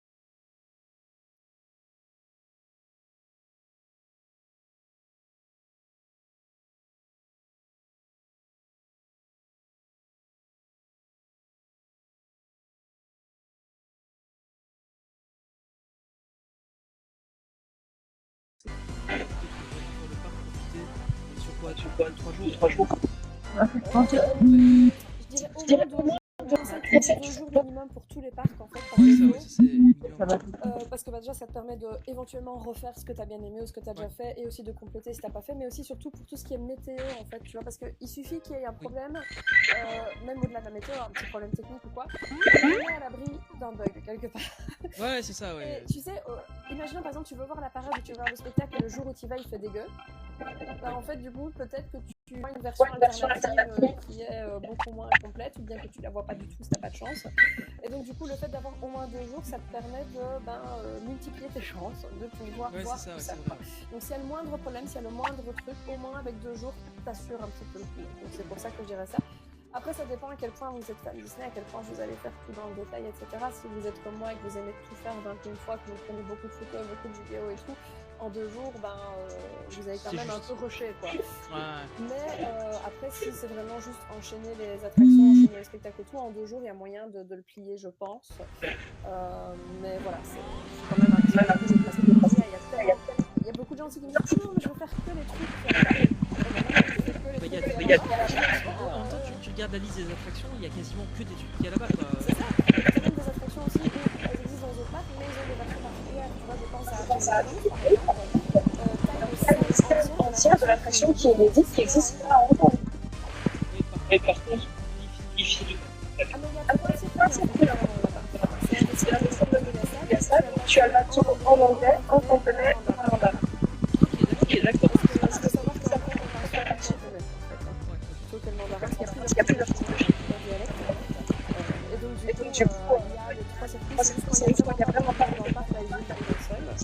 Mais habituellement, tu peux choisir de faire la file, soit en anglais, ou en mandarin. t'avoue, j'y suis pas encore là. J'ai quand même deux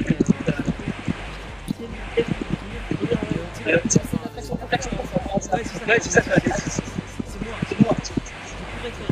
Ah oui, non, tu pourrais faire Max Cooper. Et en fait, tu vois, j'étais là, moi j'étais peut-être avec mon petit, là, on regardait en mode. Ouais, c'est joli, il y a des choses qui sont pas regardées. Moi j'étais plié en deux, quoi. Voilà. C'est là que tu trouves l'intérêt de l'attraction, hein, simplement. Ouais, c'est ça. C'est ça. Et là, tu vois, mon compte, la sortie est vraiment différente parce qu'elle n'est pas de place à Disney World. Mais il y a quand même une histoire qui est différente. Donc, tu vois, je trouve même que Jack Frost, c'est ça, parce qu'elle ne raisonne pas. Ah ouais. Il y a quand même pas mal de choses comme ça. Si tu veux te concentrer.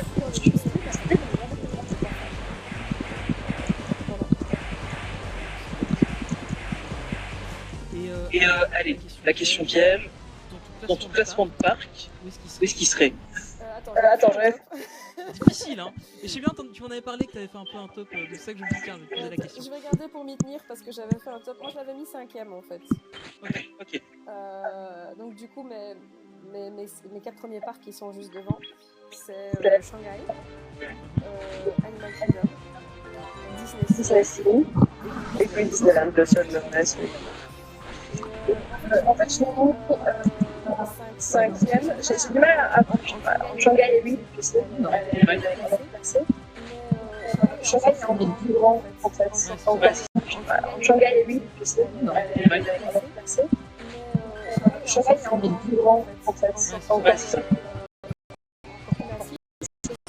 que j'aime beaucoup dans Shanghai, c'est qu'en fait, ils sont en parc ils ont fait une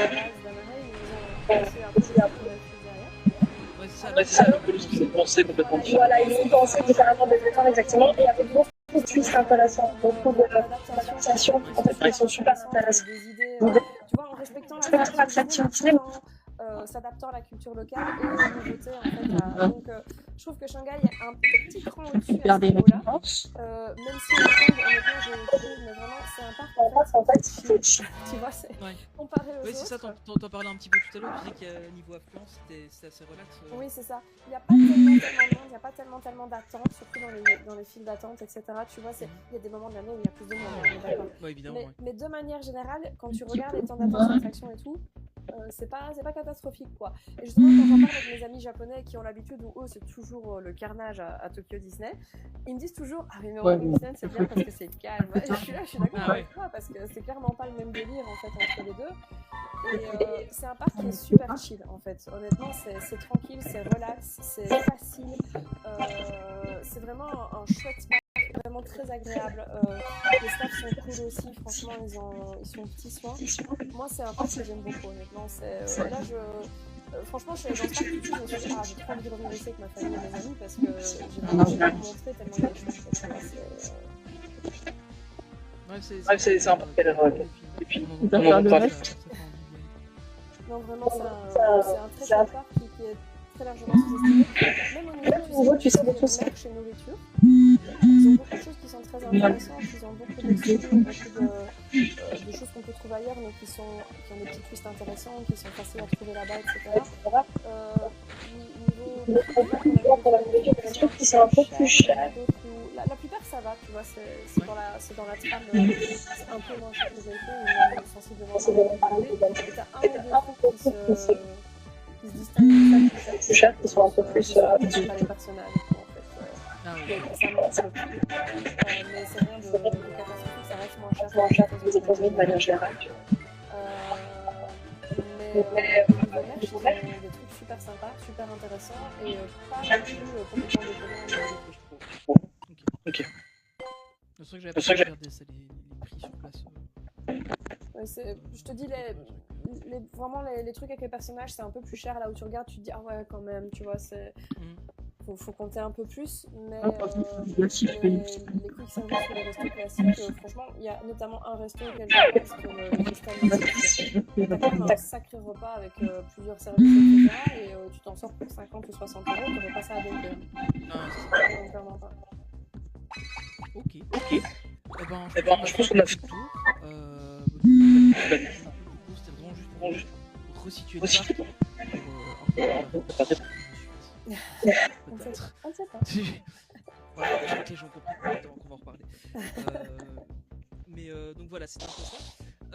Déjà, merci de nous avoir écoutés, encore une fois. Et Marie, qui es-tu? Présente-toi. Ah oui, bon. C'est bien, on peut voir la fin. Ouais, c'est bien écouté. C'est écoute. Donc moi c'est Marie, qu'on appelle aussi souvent Mima. Hein. En général sur les réseaux on me connaît sous le nom de Mima Notabi, M-I-M-A-N-O-T-A-B-I. J'y partage en fait justement mes voyages dans les parcs Disney tout le monde parce que je suis aussi travel planner, j'aide les personnes à organiser leurs voyages dans les parcs Disney, les abrites. En général, les gens vont pas seulement pour aller à toutes les Disney. Donc voilà, c'est un peu ce que je fais. On me retrouve beaucoup sur Insta, un petit peu TikTok, etc. aussi. J'ai un petit peu j'essaie de partager des articles à l'occasion. Alors, c'était un super article sur la forêt secrète à DLP. Non mais je dis pas ça pour vous la vendre, mais franchement j'ai eu l'article là. Truc de con, c'est bloqué par le firewall du Go. Je ne comprends pas pourquoi, en soit. Du coup je l'ai vu que ce soir et avant d'enregistrer et merci, c'est gentil. Mais je vais essayer de faire plus si on trouve le temps. C'est ça, Disney, c'est une passion. Deux trucs principaux, c'est du temps et de l'argent. Et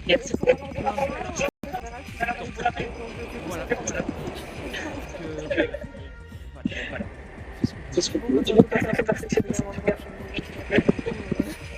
Par exemple. J'ai cru voir une faute de frappe. Oh, c'est bizarre. Tu sais, j'ai rien juste. Je te jure, j'ai eu un peu. Je sais que je faisais beaucoup ça pour toi. C'est bizarre. Ouais, mais c'est ça. C'est qu'on a bien beaucoup d'habitude. J'ai laissé des trucs. Et puis moi, si vous voulez retrouver le podcast, vous dites un épisode à peu près par semaine, tous les 15 jours. Ça sort un peu quand ça sort. On me retrouve aussi dans Galaxy Pacific Campagne, plus Star Wars, avec j'ai une fois par mois. Parce que c'est difficile à trouver. Parce que Star Wars,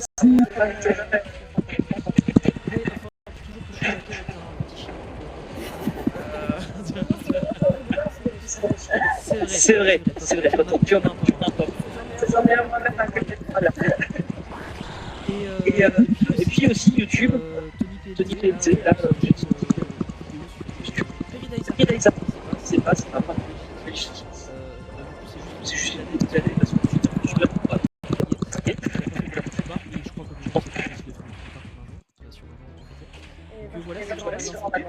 Ouais, ça se verra bien.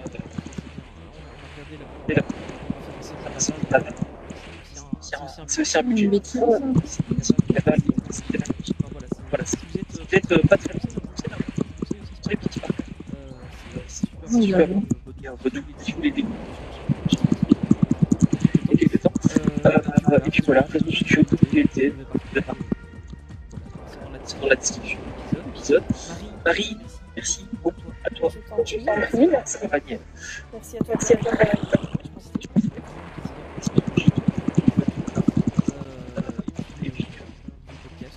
Là, il y a encore quelques jours sur la fiche. D'ailleurs, j'ai fini tout enregistré. Je te jure, très longtemps, ça me remet un peu dans le temps. Et là, le tout enregistré, je dis, oh, c'est. Ouais, c'est vrai, ça va imprimer sans compter, trier, comme ça.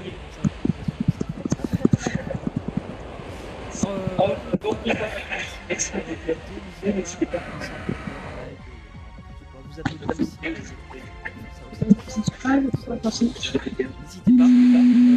Et puis on se retrouve au prochain épisode. Salut à tous. Moi, je vais aller jusque... C'est bien, on découvre encore. Peut-être ça arrive ici à la maison. Alors,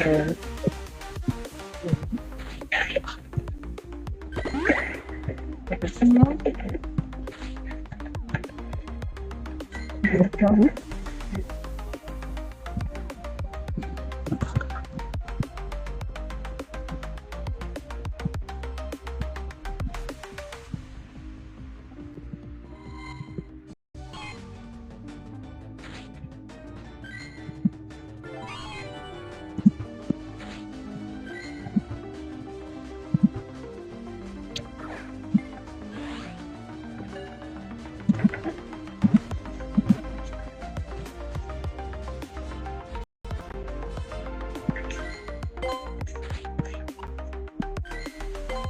Regardez là, c'est déjà.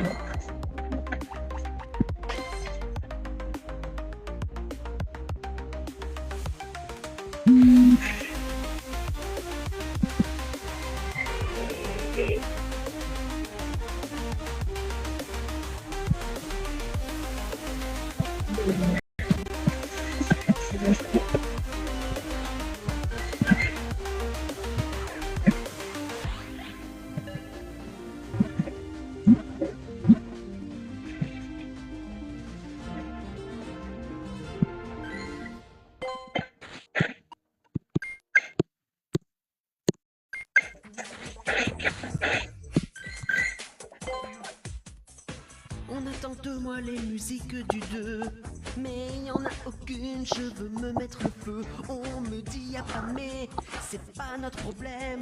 Ton chant doit être issu des sportifs de l'extrême. Rien à péter, je suis pas votre marionnette. Même suspendu, je suis la chansonnette. The stand out, au-dessus de la foule. Ouais, je la traduis, je suis ma boule. Les musiques du 1 sont trop mépiques. Qu'on a stand out. Désolé, mais je vous nivelle par le haut, un peu en utilisant les musiques du 1 et pas celles du 2. Bah oui, désolé, mais il y aura que des musiques de Dago et Max, pas des musiques des sportifs de l'extrême. Parce que c'est mon seul pouvoir en tant que monteur. Ceci est une rébellion, voilà, désolé. J'aimerais être un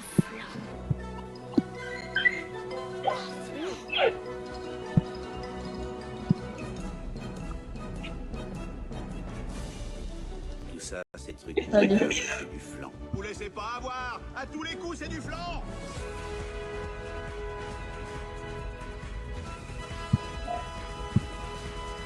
Faut l'animer, le podcast qui est trop chambé. Bonjour Pauline, tu vas bien? C'est trop Je suis chambé. revenu dans les années 90, écoute, un film qui m'a fait C'est vrai que j'avais pas Flore de bureau 136. Fais pas comme si tu savais pas ce que ça veut dire changer, s'il te plaît. Oui, mais bon, je pense à d'autres filles qui n'ont jamais entendu chanter. C'est chez Laurent. C'est pas trop le restaurant qui ont choisi le film. C'était quoi le thème du sondage et c'est quoi le film? Question. Alors, le thème du sondage, c'était les sites Disney sortis en direct ou DVD, donc directement en vidéo. Donc on avait ça excluait tous les films style L'Âge de tous ces films comme ça. Et plutôt pour se concentrer sur les sites avec un peu moins de budget, hein, pour rester poli. Les films pourris. En général, il y en a des biens, mais... Est-ce que c'est un film bien? Bah, je sais pas. Là, on Peut-être va parler c'est l'exception. on va parler de Dingo et Max 2, les sportifs de l'extrême. Alors, t'as oublié les 2 points, mais j'apprécie, t'as fait l'effort de faire presque le... Allez, c'est parti pour Dingo et Max 2, 2 points, les sportifs de l'extrême. C'est un film de ouf pour les Jones.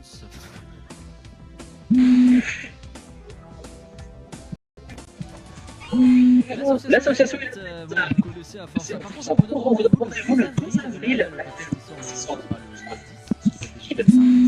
Donc rendez-vous le 12 avril parce qu'on va y avoir les Disneyland Paris pour l'anniversaire.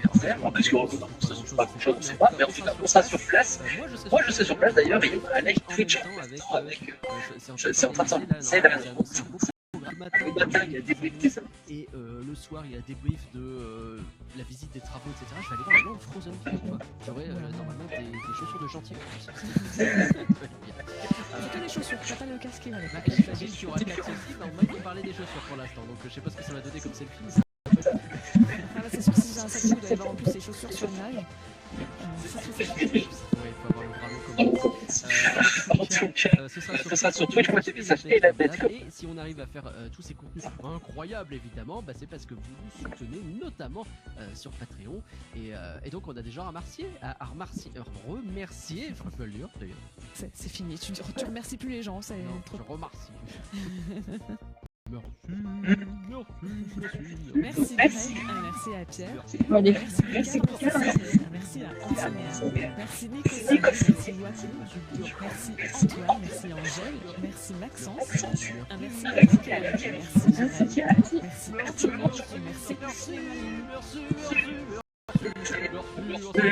Il y a un manque de musique le jeu, non? Oui, on va en reparler.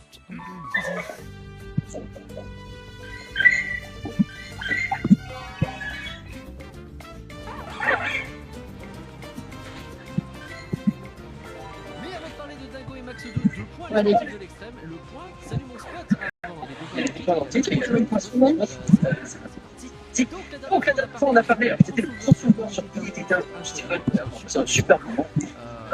C'était sur Blanche-Neige, avec vous tiré. Vous êtes parti si Blanche-Neige avait tiré, c'est du genre, ou si c'est pas sur Spotify, vous avez répondu à 65%. Que vous n'avez pas vu le film, ce que je peux comprendre, il n'y a pas grand monde qui l'a vu. Global pour Disney sa mère, mais il y a quand même 25% de c'est du flan et 10% de c'est pas du flan. Ça veut dire qu'il y a quand même parmi le peu de gens qui sont allés le voir, pas négligeable de gens qui trouvent que c'est pas du flan. Après bon, ce flan, ça peut être juste est-ce que ça valait le coup de faire le film? Ça veut pas forcément dire que tu as pas trop aimé. Tout à fait. Moi je trouve que c'est bien de refaire ce film, mais qu'ils l'ont très mal fait. C'est dommage. Dans les commentaires on a Victor qui dit j'ai pas vu le film pour une simple raison, il y en a marre des remakes de Disney, je préfère aller supporter les idées originales du studio ou les suites. Le seul remake que j'ai vu c'est le Roi Lion et j'ai absolument pas aimé. ça va pas bien. Cela n'enlève rien. Allez, je vais brancher un peu. Je branche un peu. Remake live action de Lilo et Stitch, le grand film Disney de l'histoire a créé la elle a vu le cinéma. Heureusement qu'elle va plus au cinéma, Elle aurait détesté. Ça c'est possible. On l'embrasse en très coup de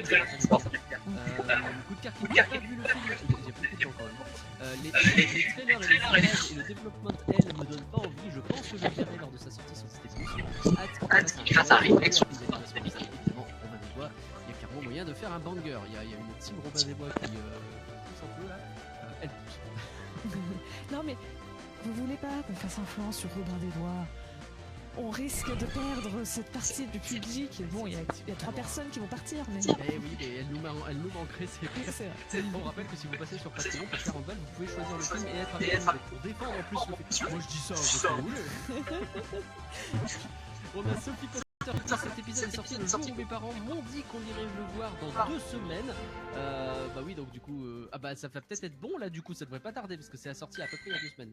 Sinon, j'ai beaucoup aimé le film, j'ai un peu posé mon cerveau à côté et j'ai juste profité. J'aurais bien aimé un duel de magie entre Blanche-Neige et la méchante reine parce qu'elle est fan de Harry Potter, donc forcément, continuez ce que vous faites. Et elle s'est fait un McDo avant le film. Là, en référence à moi qui m'étais fait un burger. J'avais oublié. Allez. Bah, des références. Et heureusement que les Patreons. Enfin, il y avait plus de batterie, tu descendais un peu. Pour écouter le podcast. Parce que moi j'ai déjà. Pauline m'écoute pas quand je parle, c'est déjà passé à autre chose. Oui, c'est ça. 4 ans, c'est tout. Je peux comprendre. En tout cas, merci pour vos avis et vos votes sur le sondage. Merci. On arrive très bientôt sur Dingo et Max 2. 2 points les sportifs de l'extrême. Et Pauline, c'est l'heure de l'actu. Et tu veux nous parler de quelque chose qui est tout petit. Micro, animation, micro. Ah, c'est bon, je l'ai. Oui, en fait, donc, mais j'ai quelque chose. J'étais revenue notamment sur le Technicolor. Je fais combien de kilomètres là? Qui possédait à la fois Micros et d'autres studios comme MPC qui avaient fait notamment les effets spéciaux de Blanche-Neige. Allait fermer et donc on ne connaissait pas l'avenir des studios. Et je me permets maintenant, on a eu du nouveau, on a eu une fin heureuse ou pas, on ne sait pas, l'avenir des studios. Et je me permets maintenant, on a eu du nouveau, on a eu une fin heureuse ou pas, on ne sait pas. Mais en tout cas, qui avait fait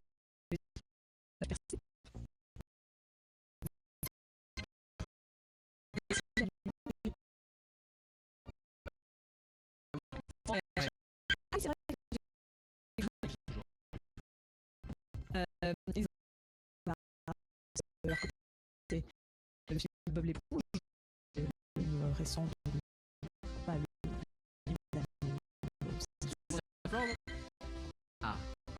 et c'est film Tortue Ninja, on a aussi d'enfants. Donc ils avaient fait pas mal de films et donc ils étaient achetés par un studio québécois. Donc par Rodeo et apparemment est plutôt pour Je sais pas trop.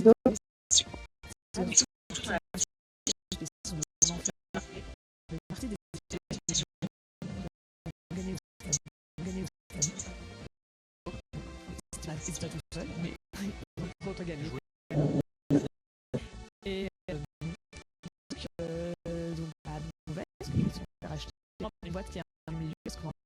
Il y avait des boîtes plutôt chez IA qui voulaient les racheter. Oui. Bon, ça c'était pour ou des gens qui voulaient les racheter pour 1 euro symbolique et dire ouais, on récupère vos licences. Et tu fais wow, merci. Trop sympa, les gars. Après, résultat, comme c'est au Québec, ils ont dit qu'il y avait notamment 207 emplois de Montréal. Parce que donc Micros, il y avait à la fois une partie Québec et une partie France. Alors, pardon, et aussi une partie Montréal. Montréal. Histoire de bien trigger Ça me va. tous les Québécois qui nous écoutent, désolé. Je vous aime bien, promis. Mais et donc ouais, donc le studio en fait Micros c'était même en vrai il y avait même un 3e studio, c'était Micros Inde. Mais eux c'est beaucoup plus triste parce que l'Inde c'est pas les mêmes droits qu'en France et au Québec. Donc le studio a fermé du jour au lendemain. Ils se sont pas fait payer leur mois de février alors qu'ils l'ont il a fermé fin février. Il y a eu plein de galères en Inde, un bonus. Et eux, je pense pas qu'ils auront une fin heureuse.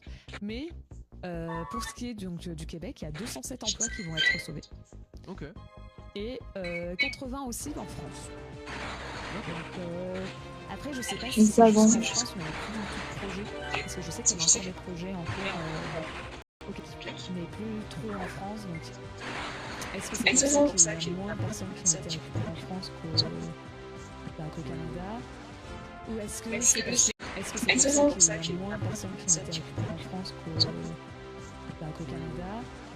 Ou est-ce que c'est parce que une boîte qui les thèse et qui préfère quand même garder les... En général, c'est vrai que c'est plutôt ça qui se passe, hein. T'essayes de retirer les gens à l'étranger avant d'attaquer les gens qui se fâchent. C'est ça. Donc, je sais pas si l'endroit une fois, on ne sait pas parce que certains trucs avec la partie là, il y a aussi Widow. Alors je me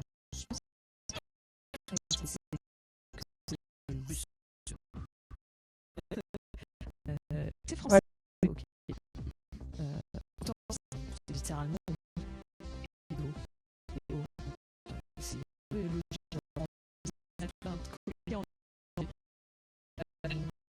eux, Widow, ils récupèrent la télévision. D'accord. Voilà. Et donc voilà, donc c'est la nouveauté de Micros et on ne sait pas encore pas de nouvelles pour partie spéciaux, donc NBC deviennent pour l'instant.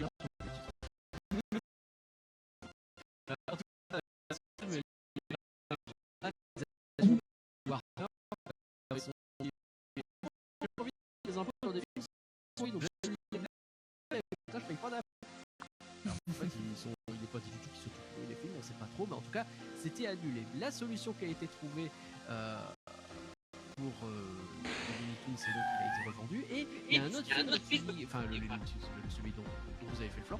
Et il y a un autre film qui était un peu sur la balance et dont on a il a dit, il a fait ça. alors que pour le coup il était intéressant, c'était Coyote. Parce qu'à combien pour les gars? Non, non, c'est ça. Le principe, hein, alors, arrête-moi si j'ai une bêtise, mais c'est vraiment Bip Bip et le coyote, on connaît. Le coyote il se fait toujours déboîter la tronche, et ben le coyote il dit oh la maison mère là qui fait que je suis toujours en train de me faire déboîter, et ben je porte plainte contre vous. Et donc on suit le procès d'un personnage contre finalement le studio d'animation qui le crée.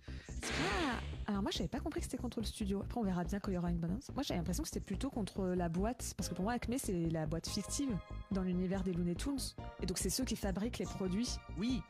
Et donc pour moi, ils portent plainte dans le sens, pas le studio, à cause de vous, vous écrivez des histoires super. Pour moi, c'est plutôt vous, telle boîte, vos produits sont défectueux. Peut-être. Et donc c'est pour ça que je porte plainte contre vous, parce que je sais pas, vous m'avez promis une dynamite et la dynamite elle m'a explosé à la figure au lieu de. Peut-être que c'est ça, mais bon. Après, je sais pas. En tout cas, le concept a l'air d'être rigolo. En plus, Bip Bip le coyote, moi ça me fait marrer, donc vraiment je.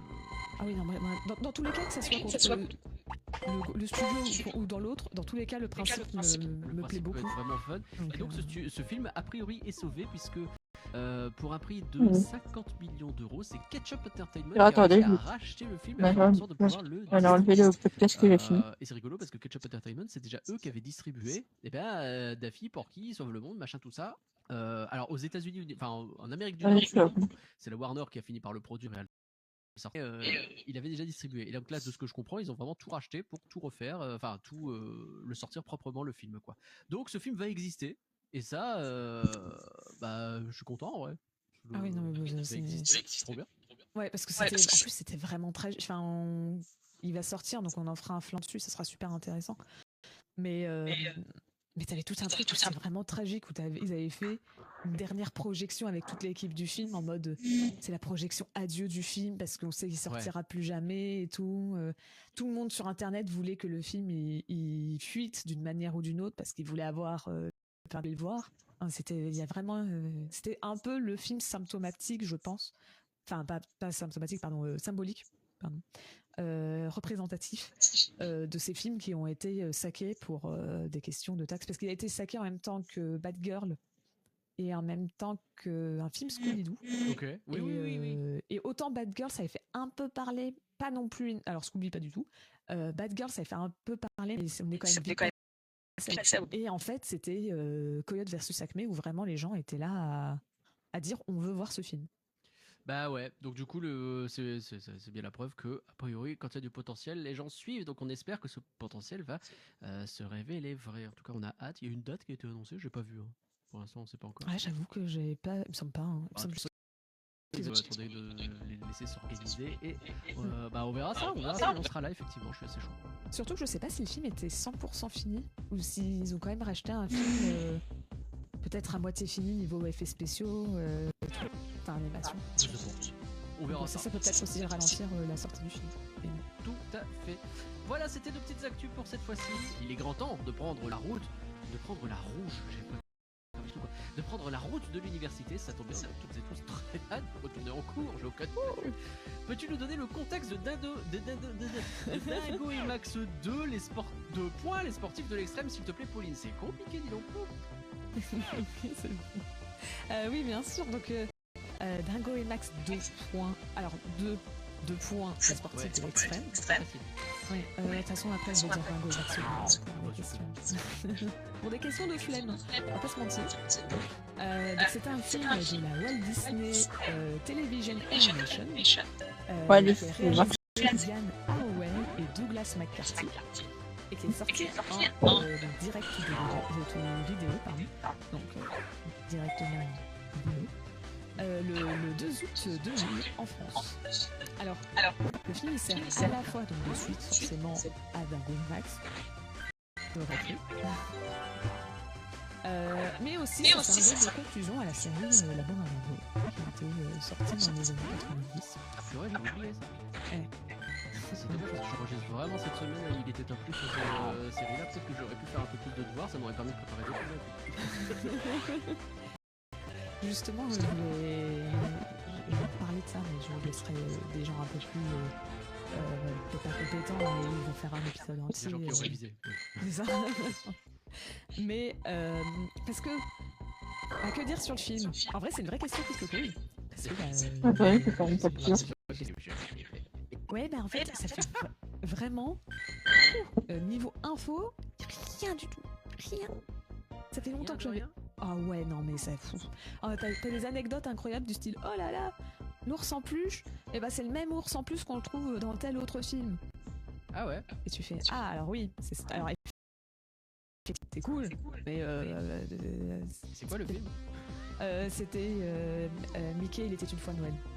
Ah oui. Tu sais, c'est celui qui trois petites histoires et tout. Bah voilà. Donc t'as Max qui est tout jeune dedans et qui a un ours dans sa chambre, un ours en peluche. Et bah c'est le même ours en peluche plus tard. Mais... Ok, je vais juste envoyer un message à quelqu'un. Cool. Qui a un ours dans sa chambre, un ours en peluche. Et bah c'est le même ours en peluche plus tard. Mais... Ok, je vais juste envoyer un message à quelqu'un. Cool. Non, je regarde un peu.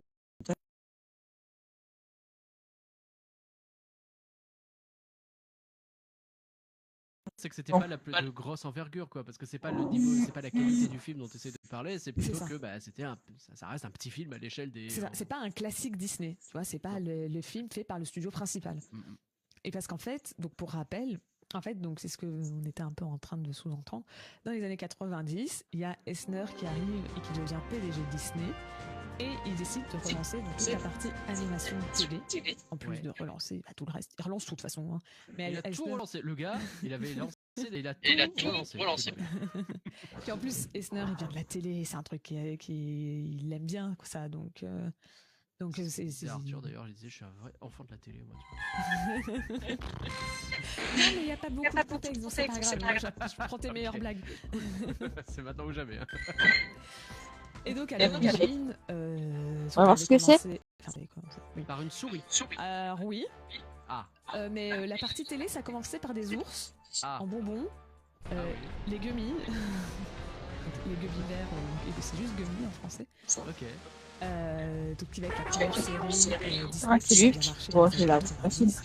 Et donc ils se sont dit bah tiens, faut qu'on il va avoir facile lui. Qu'on fasse d'autres séries pour remplir si on lance pas besoin de qu'il y ait des choses dessus.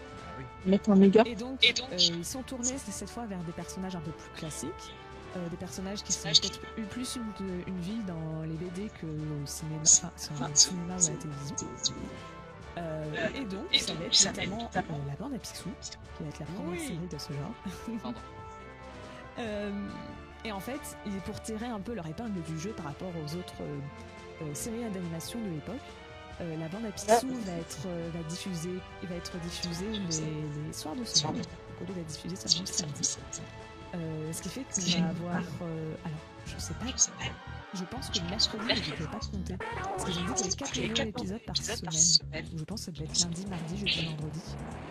Peut-être que mercredi, samedi, dimanche, ça va être bien diffusé.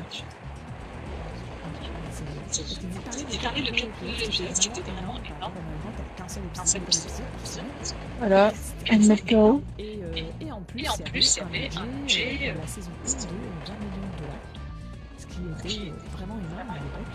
Donc, ce qui a permis un peu de sortir du jeu de série vraiment dans le début 90. C'est avant le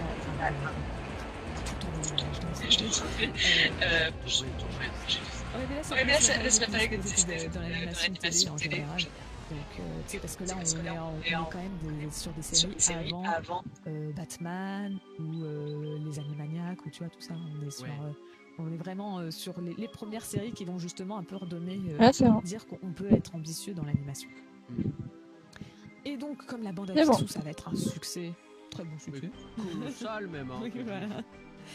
Et là, ils vont faire un même truc avec d'autres personnages. Qu'est-ce qu'on a d'autre comme personnage classique? Tiens, la Tic et Tac, Ranger Spirit. Ouais. Et au final, on continue à tourner sur les personnages. Sous la bande à Namo. Et donc, tous ces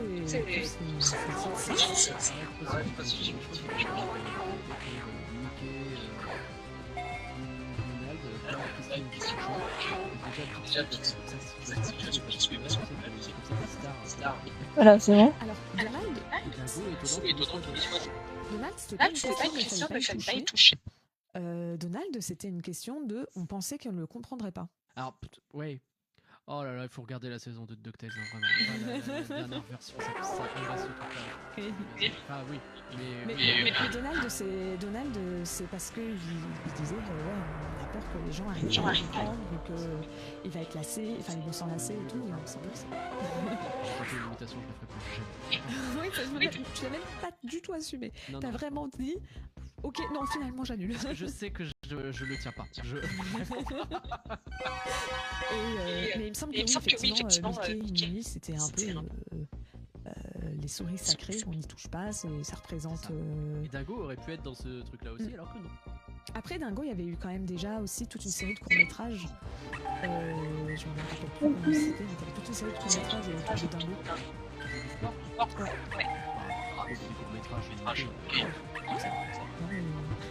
Bon, allez, c'est fini. Dingo aurait pu en faire partie.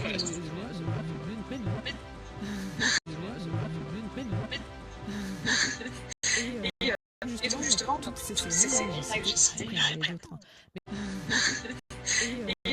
Et donc justement, toutes ces séries, j'ai cité les autres. Mais toutes ces séries faisaient entre autres partie d'un bloc télé aux États-Unis qui était connu sous le nom de Disney Afternoon.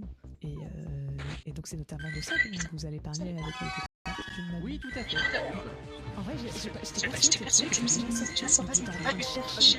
On l'enregistre là ce jeudi. Je sais pas quand il doit sortir parce qu'ils ont un planning qui est. Tu sais qu'il y a plein de gens qui enregistrent. Parce que vraiment, ils sont très très. Je trouve ça super organisé. Il y a peut-être un plus. Voilà.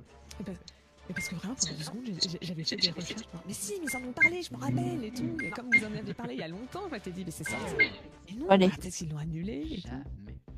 Donc voilà. Donc comme ça, vous pourrez écouter tout ça en fait, un peu plus de détails. Et donc la bande à Dingo, c'était l'une des séries qui a mieux marché. Après, il y avait quand même la bande à Picsou qui était celle qui a le mieux marché. Mais la bande à Dingo a eu aussi son jeu de succès. C'est pour ça qu'on s'est retrouvé à avoir le film Dingo et Max qui est tiré donc, de la série. Et donc Dingo et Max, en fait, il va sortir au cinéma et au cinéma, il marche pas très bien. Malheureusement. Par contre, en fait, il va avoir un très gros succès dans tout ce qui est les ventes en cassette. Et donc, je pense que c'est ça qui a dû motiver le fait de créer une suite à ce film, alors même que tu vois, la bande à Picsou n'a pas eu le droit de suite. Enfin, c'était déjà une conclusion à la série, mais tu vois, ils auraient pu.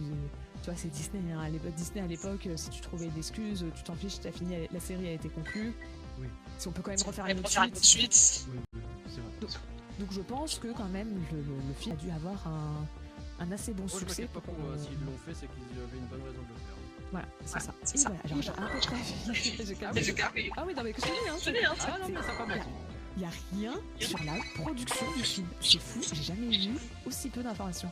Les seules c'est vraiment, il y a eu le 1, voilà. Bon, allez. Puis là, ils ont fait un 2. Et bah. On va voir si on a vu. Et je peux te dire que la limite, on va finir et puis après on va rentrer tout à fait. Les films qui ont produit le film, c'est États-Unis, Singapour et Australie. Et je ne sais même pas pourquoi. Je suppose que c'est lié au studio d'animation qui a fait le film. Ouais. Mais j'ai même pas trouvé d'informations sur le studio d'animation qui a fait le film. Non mais c'est Ouh, allez. Le seul truc que j'ai trouvé, c'est que le film a été censuré. Parce qu'il est sorti en 2000 et il était diffusé à la télé en 2001, après les attentats de septembre 2001. En fait, ils ont coupé toute une... Enfin, coupé. Ils ont coupé une partie du film. Alors, pas très longue, hein, mais juste... spoiler alert pour un film qui a 25 ans. À la fin du film... Alors, pas très longue, hein, mais juste... spoiler alert pour un film qui a 25 ans. À la fin du film, c'est l'espace final. Il y a la fusée qui vient partir dans le X et le X il est sur point de tomber et tout. Bah, toute cette partie a été coupée. Parce que je suppose que le X s'est rappelé un peu trop les tours qui s'effondraient. Ah ouais, ok. Je suppose. Et ce qui fait que d'un coup, tout le monde va bien. Plan d'après. Bonjour, il y a Max et Dingo qui sont un peu abîmés. C'est le plan d'après. Bonjour, il y a Max et Dingo qui sont un peu abîmés. C'est ça, et il y a c'est tant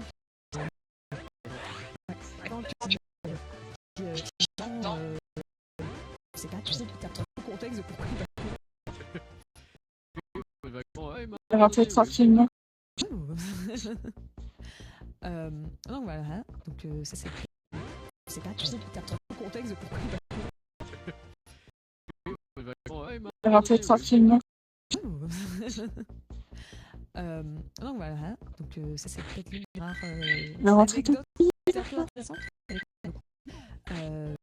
Je vois un petit peu. C'est rare les films qui ont trop été touchés par, enfin Disney qui ont été touchés par 2001. Il y avait Lilo et Stitch, dont on avait parlé à l'époque, mais à part ça, il n'y a pas tant de films, donc ça reste assez intéressant de voir comment ils traitent ça. Donc Dingo et Max 2 a quand même remporté donc, le prix de la meilleure production vidéo d'animation au Emmy Award. C'était donc les Emmy Awards des années 2000. Et Bill Farmer, donc c'est la voix anglaise de Dingo, qui lui a été nommé pour la meilleure interprétation vocale pour un interprète masculin. Mais il ne l'a pas eu et je n'ai même pas noté qui était le gagnant. Voilà, j'étais tellement. T'étais tellement en colère à l'idée qu'on lui donne pas, t'as dit je vais même pas, écoute-le-moi bien, je vais même pas noter. Je vais même pas noter qui est le responsable de ce fiasco intersidéral. Oh ça va, c'était bien. C'était Tim Allen pour Buzz l'éclair dans Toy Story 2. Oui, ouais, ça va, on avait déjà eu un Toy Story. Après c'est vrai que je sais pas si c'était le film dans lequel il brillait le plus, quoi, Buzz. De toute façon, Buzz passait le premier Toy Story, on va pas faire un plan sur Toy Story, mais Buzz passait le premier Toy Story, il devient un peu moins important, quoi. Il passe de personnage. Dans le premier, le personnage principal, 2, 3, 4, plus on avance dans les films, moins il y a d'importance. C'est clair. Mais bon, bah, écoute, on lui laisse quand même, hein. Après tout, il en a une bonne d'haleine. Alors, est-ce que tu avais terminé? Oui, je suis désolée, j'ai vraiment pas grand chose. Ne t'excuse pas, écoute, quand il n'y a pas de contenu, eh bien on ne va pas le créer. Le contenu finalement, ce sont nos voix incroyables qui portent. Je sais pas ce que je raconte. Bref. C'est beau. Merci Pauline pour ce contexte. Laissez-moi en quelques vers vous résumer ce film sans en avoir l'air. Sombre est son passé, sombre est son avenir, un père délaissé, un fils en martyr, un film compliqué, un destin encore pire. Une famille bohème qui essaie de vivre en tandem avant que n'existe le modem. Ce film était l'emblème de suite qui nous laisse blême, plus jamais ne seront les mêmes. C'est la gorge avec le nœud, avec l'œdème que je me vois en ce lieu pris une grosse flemme. Avant tout malheureux d'annoncer en poème Dingo et Max 2, 2 points, les sentiments de l'extrême. Ce lieu pris une grosse flemme. Avant tout malheureux d'annoncer en poème Dingo et Max 2, 2 points, les sentiments de l'extrême. La décision c'est pas faut savoir que j'ai jamais vu le film. Oui. Ça, ouf. J'ai jamais vu. Ouais, j'aime bien Dingo et Max. J'adore Dingo et Max. Alors, me dire, tiens, il y a une suite, il n'y a pas Roxane, ça se passe à l'université, et Dingo il rejoint l'université, et en plus, il y a un truc de sport extrême. Là, tu te dis, ok. Et pourtant, j'avais déjà vu, il y a plein de personnages où je me suis dit, mais toi aussi, je te connais. Ah, mais oui, cette scène, je la connais. Donc, il y avait plein de trucs, au final, où je me suis. Enfin, je m'en doutais que ça venait de ce film, hein, parce que tu reconnais quand même l'apparence des personnages, c'est assez collé. Mais bien résultat, je me suis rendu compte sur plein de trucs que je connaissais déjà. Et je sais pas. Ok. Je dirais que c'est du plan, dans le sens où. En fait, je suis un peu comme Blanche-Neige la dernière fois, parce que oui, bah. C'est ça, je m'attendais à pire, voilà, je vais le dire. Okay. Je m'attendais à pire. Peut-être à cause d'une personne présente dans ce podcast, dont je tairai l'honneur qui va parler. C'est vrai que ça fait un moment que je dis que c'est vraiment de la merde. Peut-être que j'ai changé d'avis, on sait pas. On sait pas, mais donc voilà, donc je m'attendais quand même à pire, mais je n'ai pas trouvé très intéressant. Et par contre, il y a des points qui m'ont un peu énervé. Donc, Mais je dirais quand même que c'est du flan. Ça se trouve, j'ai changé d'avis. On sait pas, peut-être que justement parce que moi, pour ma part, on fait du flan, Mais désolé. je vais garder lui. Déjà, c'est pas un film super populaire de base, hein, tu l'as dit. Bonjour. J'adore Dingo et Max, mais comme tu dis, déjà sur les films populaires, tu sais pas tout. Enfin, t'as l'impression que déjà sur les films populaires, quand ils font des suites, quand ils faisaient des suites à cette époque-là, c'était pas toujours génial. Non, mais c'est Même moi, je trouve quand même. que. Enfin, je veux dire, Le Roi Lion 2, ça va. Le Retour de Jafar, moi j'aime bien. Toi, c'était plus compliqué quand on a fait le flan. La Belle et la Bête 2, voilà. Il y en a comme ça, je trouve, qui quand même s'en sortent plutôt bien. Et. Ok. Genre, ok, on va faire gaffe, quoi. Là, sur Dingo et Max 2, je pense qu'ils en avaient rien à péter. Et qu'ils ont continué à en avoir rien à péter. Et bah non, bah c'est pas bien, quoi. C'est pas bien du tout. Et moi, je veux dire, pour moi, c'est l'archétype de ce que je veux. Plein de trucs. Pour vous aider à déterminer si Dingo et Max 2, 2 points les sportifs de l'extraction, ou si c'est parlons-en plus en détail.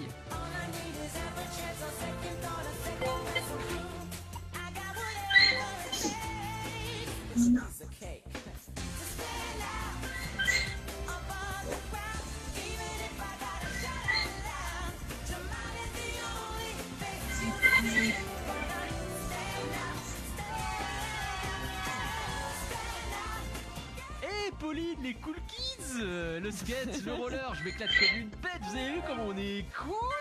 Est-ce que ce film, t'as pas l'impression que c'est le gif de How Do You Do Fellow Kids, mais pendant 1h20? Alors, un peu, mais franchement, je m'attendais à pire. C'est vrai? Pendant 1h20. Alors, un peu, mais franchement, je m'attendais à pire. C'est vrai?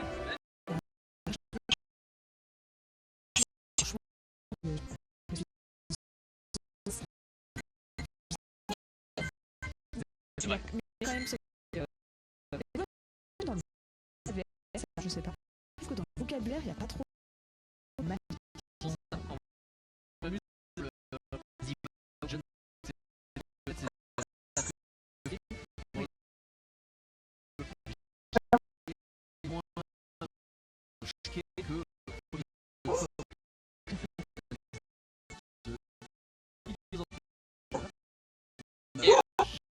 Alors. Non, j'avais et là, ça va. Il n'y a pas tant de slang comme ça, peut-être. C'est quoi les... Vraiment, plutôt tant de slang comme ça, peut-être. Live et ouais. Vraiment, je ça déjà quand j'avais 10 piges, c'est pour maintenant changer d'avis, quoi. C'est du tout ma. C'est pas dire du tout, donc à partir de là, c'est compliqué de rentrer dedans. Ouais, non, alors, je trouve que l'archétype de ça, je propose d'aller directement sur Max, parce que Max, c'est pas un cool kid dans Dingo et Max 1, il essaye, et là, je vais dire la vérité, avant de lancer le podcast là, j'ai fait la vaisselle et j'ai changé la litière des chats, pour l'instant tu dis ta vie est super, et j'ai lancé le premier Dingo et Max, je me suis dit lave-toi un peu les oreilles, les yeux, etc. Et je lance Dingo et Max, et c'est frappant à quel point Max, c'est pas le même personnage, c'est pas le seul d'ailleurs, c'est pas le même personnage, c'est vraiment, on va reparler de Roxane à un moment donné, on va être obligé, mais c'est, je veux dire, Max, c'est un ado qui est pas bien dans sa peau, qui est plutôt... peut-être pas aller jusqu'à dire qu'il se fait bully, mais en tout cas les gens ils le trouvent, il s'en fout quoi, ou si il le traite de naze un peu quand il le croise quoi, il a pas l'air d'être populaire du tout. Et là c'est en mode on va à l'université avec nos skates, et ils vont avec PJ et Bobby qui sont, enfin pardon mais PJ tu vas pas me faire croire que c'était le cool kids, Bobby il était planqué derrière l'écran à brancher des trucs, lui non plus il est pas cool kids, c'est pas le cool kids, ça va pas quoi, on est typiquement, je suis désolé, je suis en train de faire un tunnel. Tu connais les races bitume, tu connais comment ça s'appelle aussi, bon sang, Quack Attack. Oui. Ouais, voilà. Ça, pile ça quoi. Les races bitume, j'ai jamais vu les races bitume, c'est les races moquettes mais qui ont grandi. Il me semble que les races bitume, c'est très comme ça aussi avec du skate des machins. Mais peut-être que je dis de la merde parce que j'ai jamais regardé. Quack Attack, on est pile dedans. C'est vraiment, tu prends la bande à pixels, tu prends Rifi et Loulou et t'en fais des ados qui font du skate. Mais je m'en fous. Allez, on est dans les années 90, qu'est-ce qu'ils aiment bien les jeunes? Ils aiment bien le skateboard. Mets-leur un skateboard, ils vont adorer ça le skateboard. Mais c'est pas ça les personnages. Tu mets pas n'importe qui met du skate. Ça marche pas. Voilà. J'aime pas ce film. Ouais, non mais Alors moi, tu vois, sur le coup, en fait, j'ai oublié un peu. Alors sur certains aspects, j'ai un peu oublié Dingo et Max. Pas sur tout, mais ça, le résultat, en fait, ça m'a pas choqué. Maintenant que tu le dis, oui, effectivement, Max, c'est pas du même Max, ils l'ont remplacé 100%. Mais sur le coup, ça m'a pas choqué. Ok, tu l'as pris comme ça. Ouais, moi, je me suis dit, allez, vas-y.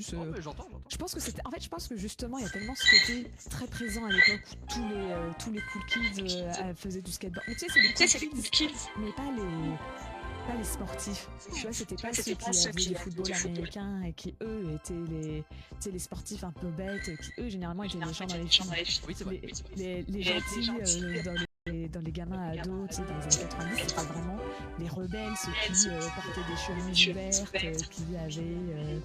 qui avaient leur casquette à l'envers, des soleils, et qui étaient sur leur skateboard. Et ça, c'est Max dans le premier. Il fait ça. Dans le premier, il met sa casquette à l'envers, il essaie de des soleils, et il fait genre, je suis Powerline. Il rentre du lycée après être passé pour un héros viteuf. Ça fonctionne en vrai, parce que du coup, c'est un peu parodique, tu vois. C'est limite un héros. En plus, il y a tous passé pour un héros viteuf. Ça fonctionne en vrai, parce que du coup, c'est un peu parodique, tu vois. C'est limite un héros. En plus, il y a tous.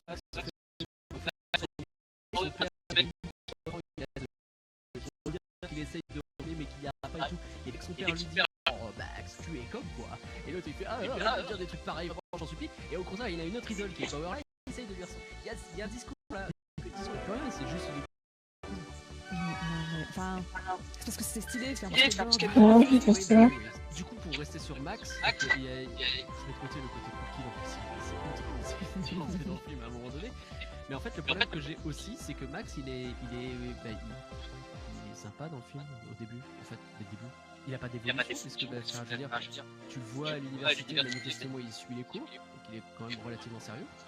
Il a ses potes là, il est avec eux, il n'y a pas de toxique ou quoi que ce soit. Avec son père, ça va. C'est juste que oui, son père, lui, il est un peu attentionné dessus. Et le seul truc qui lui arrive dans la tronche, c'est que oui, effectivement, il y a son père qui débarque.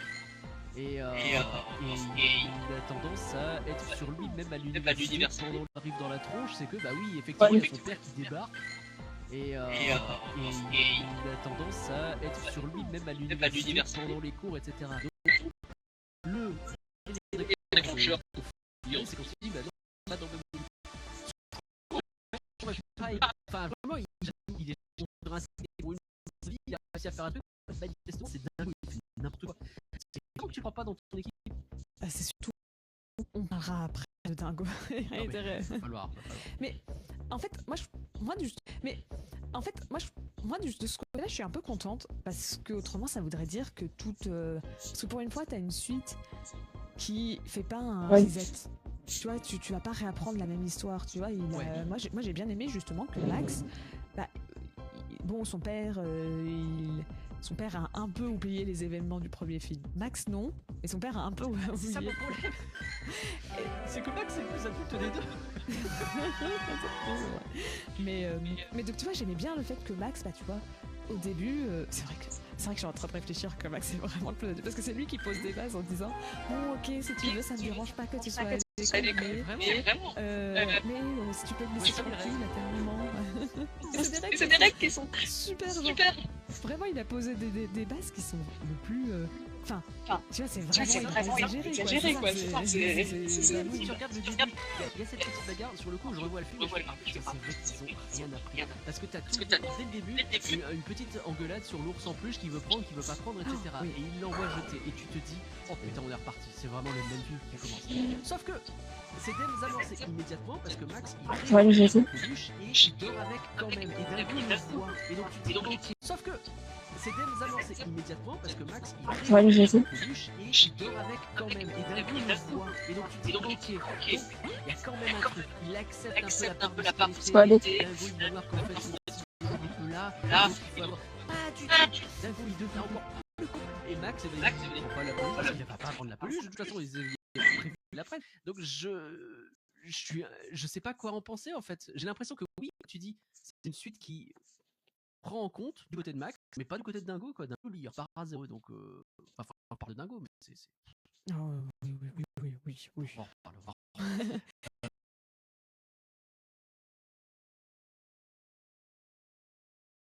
essaie de gérer gentiment, pas de lui faire de mal. Il y a eu tous un qui cassait une qui... Et il est, enfin, je veux dire, c'est un problème. Du coup, le problème que j'ai, c'est que à la fin du film, c'est un peu facile. Il se fasse la gueule, genre il fait vraiment la gueule à Dingo parce que il l'a battu, etc.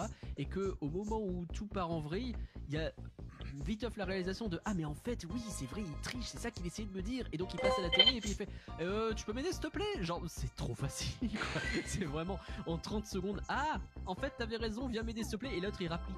Mais le problème c'est que si tu veux faire ça autrement, faudrait que Max il ait tort à un moment donné dans ce film. Il a jamais véritablement tort, bah tu peux pas faire autrement quoi. Oui. J'avais vu quelqu'un qui disait, enfin des trucs qui disaient en fait de faire croire, enfin tu sais le film veut te faire croire que Max est méchant parce que regarde Dingo il souffrait avant quand Max était pas là, puis regarde comment il est triste une fois que Max l'a pas envoyé chier mais l'a engueulé quoi. Sauf que toi, Max, il a été raisonnable. Genre, la première fois, il a dit à Dingo, et toi, tout le long du film, il dit à Dingo, moi, ça fait vraiment, il a été beaucoup plus patient que moi, j'aurais été à sa place. Parce que vu comment Dingo s'est comporté tout le long du film, tu remets le Max, premier film à la ça part il se tape dessus pour ça. C'est vraiment, ça ne va pas quoi. Enfin, je veux dire, on peut donner une idée quand même de Max qui est là-dessus. Moi ça m'a fait rire parce que dans le film, il t'abandonne, c'est trop facile. Et quand même Max il a dit, ok, je suis prêt à partir de mon université pour aller ailleurs. Il a pas dit, je quitte l'université, il a pas dit, il faut que je fasse un plan Machiavélique pour partir mon père. Il a dit, ok, je comprends que mon père il a besoin d'avoir un diplôme, c'est important. Donc, son père reste, il dit, c'est moi qui pars parce que j'en ai marre d'être dans l'ombre de mon père. Et c'est bon comme règle, c'est sain. Et le fait que dans le film, c'était là, on t'abandonne. Je fais, non mais laissez-le partir quoi, merde.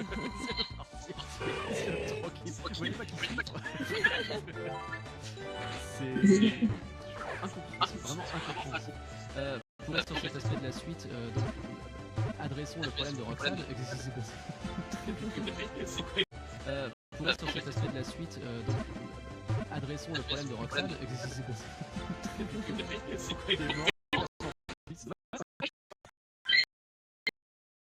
Si j'avais vu une info sur Roxane, pardon, j'ai trouvé que il savait pas quoi faire. Voilà, merci. Ah, et ben,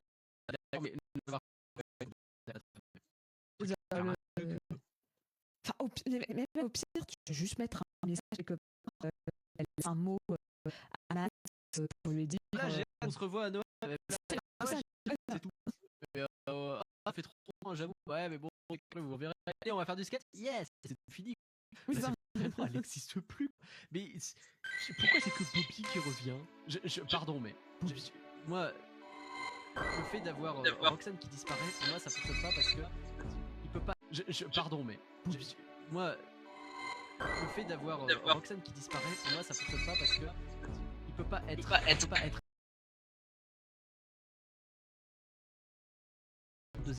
Alors, en vrai, si. D'accord. Film et être absolument dans le deuxième. Alors, en vrai, si. D'accord. Si c'est réaliste, un ado qui a à 15 ans que cette meuf c'est l'amour de sa vie, ils vont finir la vie ensemble, ils vont se marier et tout, et avoir des gosses. Et puis finalement, plus tard, ils sont plus ensemble, ils se parlent plus. En vrai, c'est crédible. Mais ça fait pas un bon scénario. Non, c'est vrai. T'es frustré en tant que spectateur, mais factuellement, c'est peut-être le plus réaliste du film. Mais alors, dans ces cas-là, dis-le moi, vraiment, limite. Je serais entièrement d'accord pour dire ça va faire comme ta phase avec en tant que spectateur, mais factuellement c'est peut-être le plus réaliste du film. Mais alors dans ces cas-là, dis-le moi, vraiment, limite, je serais entièrement d'accord pour dire ça va faire comme ta phase avec Roxane là, ça a duré combien de temps, 2 mois? Oui, bon bah écoute, et c'était tout. Vraiment, mais bon, ok. Mais alors par contre, pourquoi c'est Bobby qui revient? Pourquoi? Vraiment, mais bon, ok. Mais alors par contre, pourquoi c'est Bobby qui revient? Pourquoi? C'est le sidekick rigolo qui fait du concentré. Ah waouh. Et j'ai écrit si une seule fois du concentré. Ah waouh, je casse. Et j'ai pas pu le casser parce qu'en fait sidekick rigolo qui fait du concentré. Ah waouh. Et j'ai écrit si seule fois dû concentrer. Ah ouais, je casse. Et j'ai pas pu le casser parce qu'en fait, ça marche pas. C'est tout le film pour voir s'il le fait ou pas. Ah, parce que j'étais en train de dire, mince, reste une scène où il a fait. Ah non, bah non, vraiment pas. Il y a une scène de fromage que j'ai pas compris, on va en reparler. Mais où il faisait l'humour méta, alors que l'humour méta soit populaire. Ouais, vas-y.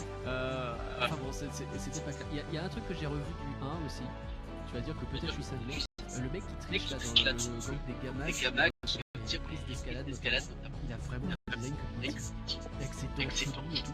Alors, je vois pas le Katie, je vois pas gamin qui triche, donc... Parce que vraiment, c'est le même, et je fais, mais pourquoi il a la même... Non, moi, j'ai les poils, mais c'est ça. Moi, il me semble qu'il y avait un des personnages... je sais pas qui faisait... Il me semble qu'il y avait un personnage dans lequel il y avait son poids Noël. Ah ouais. Dans justement la partie sur Dingo et Max, tu sais, où il se baladait dans la rue et t'avais toute une séquence où il... je me rappelle plus, ça fait longtemps que je l'ai vu, qui était super bien. Mais il me semble qu'à un moment, ils sont dans un commercial. Et je sais qu'il y avait super design, était tout le temps. Donc, et vraiment, je l'ai dit, attends, t'as dit que c'était un personnage, il a même pas parlé.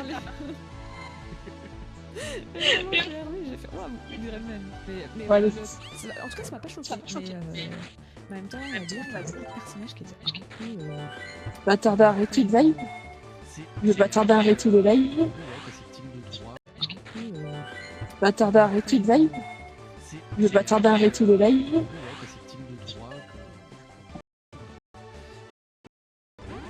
Ça c'est pour Max. Ah là, j'en perds ma voix dire. J'ai pas grand chose d'autre à en dire. PJ et je m'en fous. Peut-être. Moi, PJ, j'étais content de l'avoir. Il était un peu plus présent dans le film. Oui. Moi, je l'aime bien. Donc, puis il s'est trouvé une copine, il est content, il est heureux, il fait du théâtre. Il va probablement se mettre à fumer des cigarettes roulées dans pas très longtemps, mais... Parler de... Puisque tu parles du théâtre, de... Alors c'est quoi, c'est Madame Cappuccino? Elle est française en VO ou pas? Parce que... J'ai aucune idée.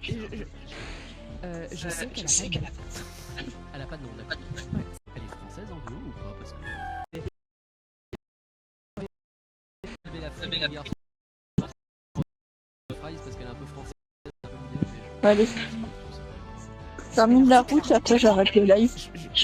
J'aurais bien si je refais un petit live ce soir. Je sais pas encore. Donc je vais garder les alertes. C'est ce personnage qui est plus mis en avant tout le reste. Et donc voir qu'elle avait et qu'elle était à ce point-là. Moi je pensais que c'était dans un moment. Termine. La copine de Max ou quelque chose comme ça. Parce que vraiment.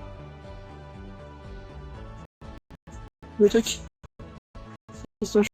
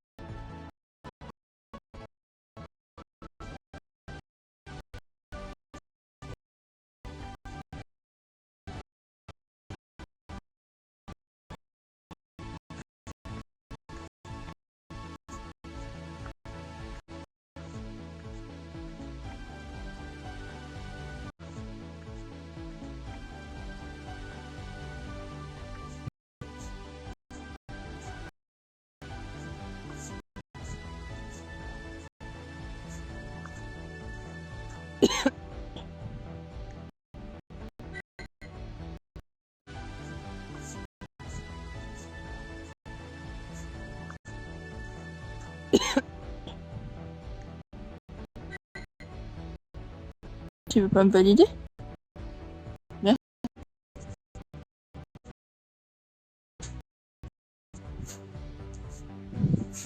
Ah bah tant pis, c'est ça, je vais la citer.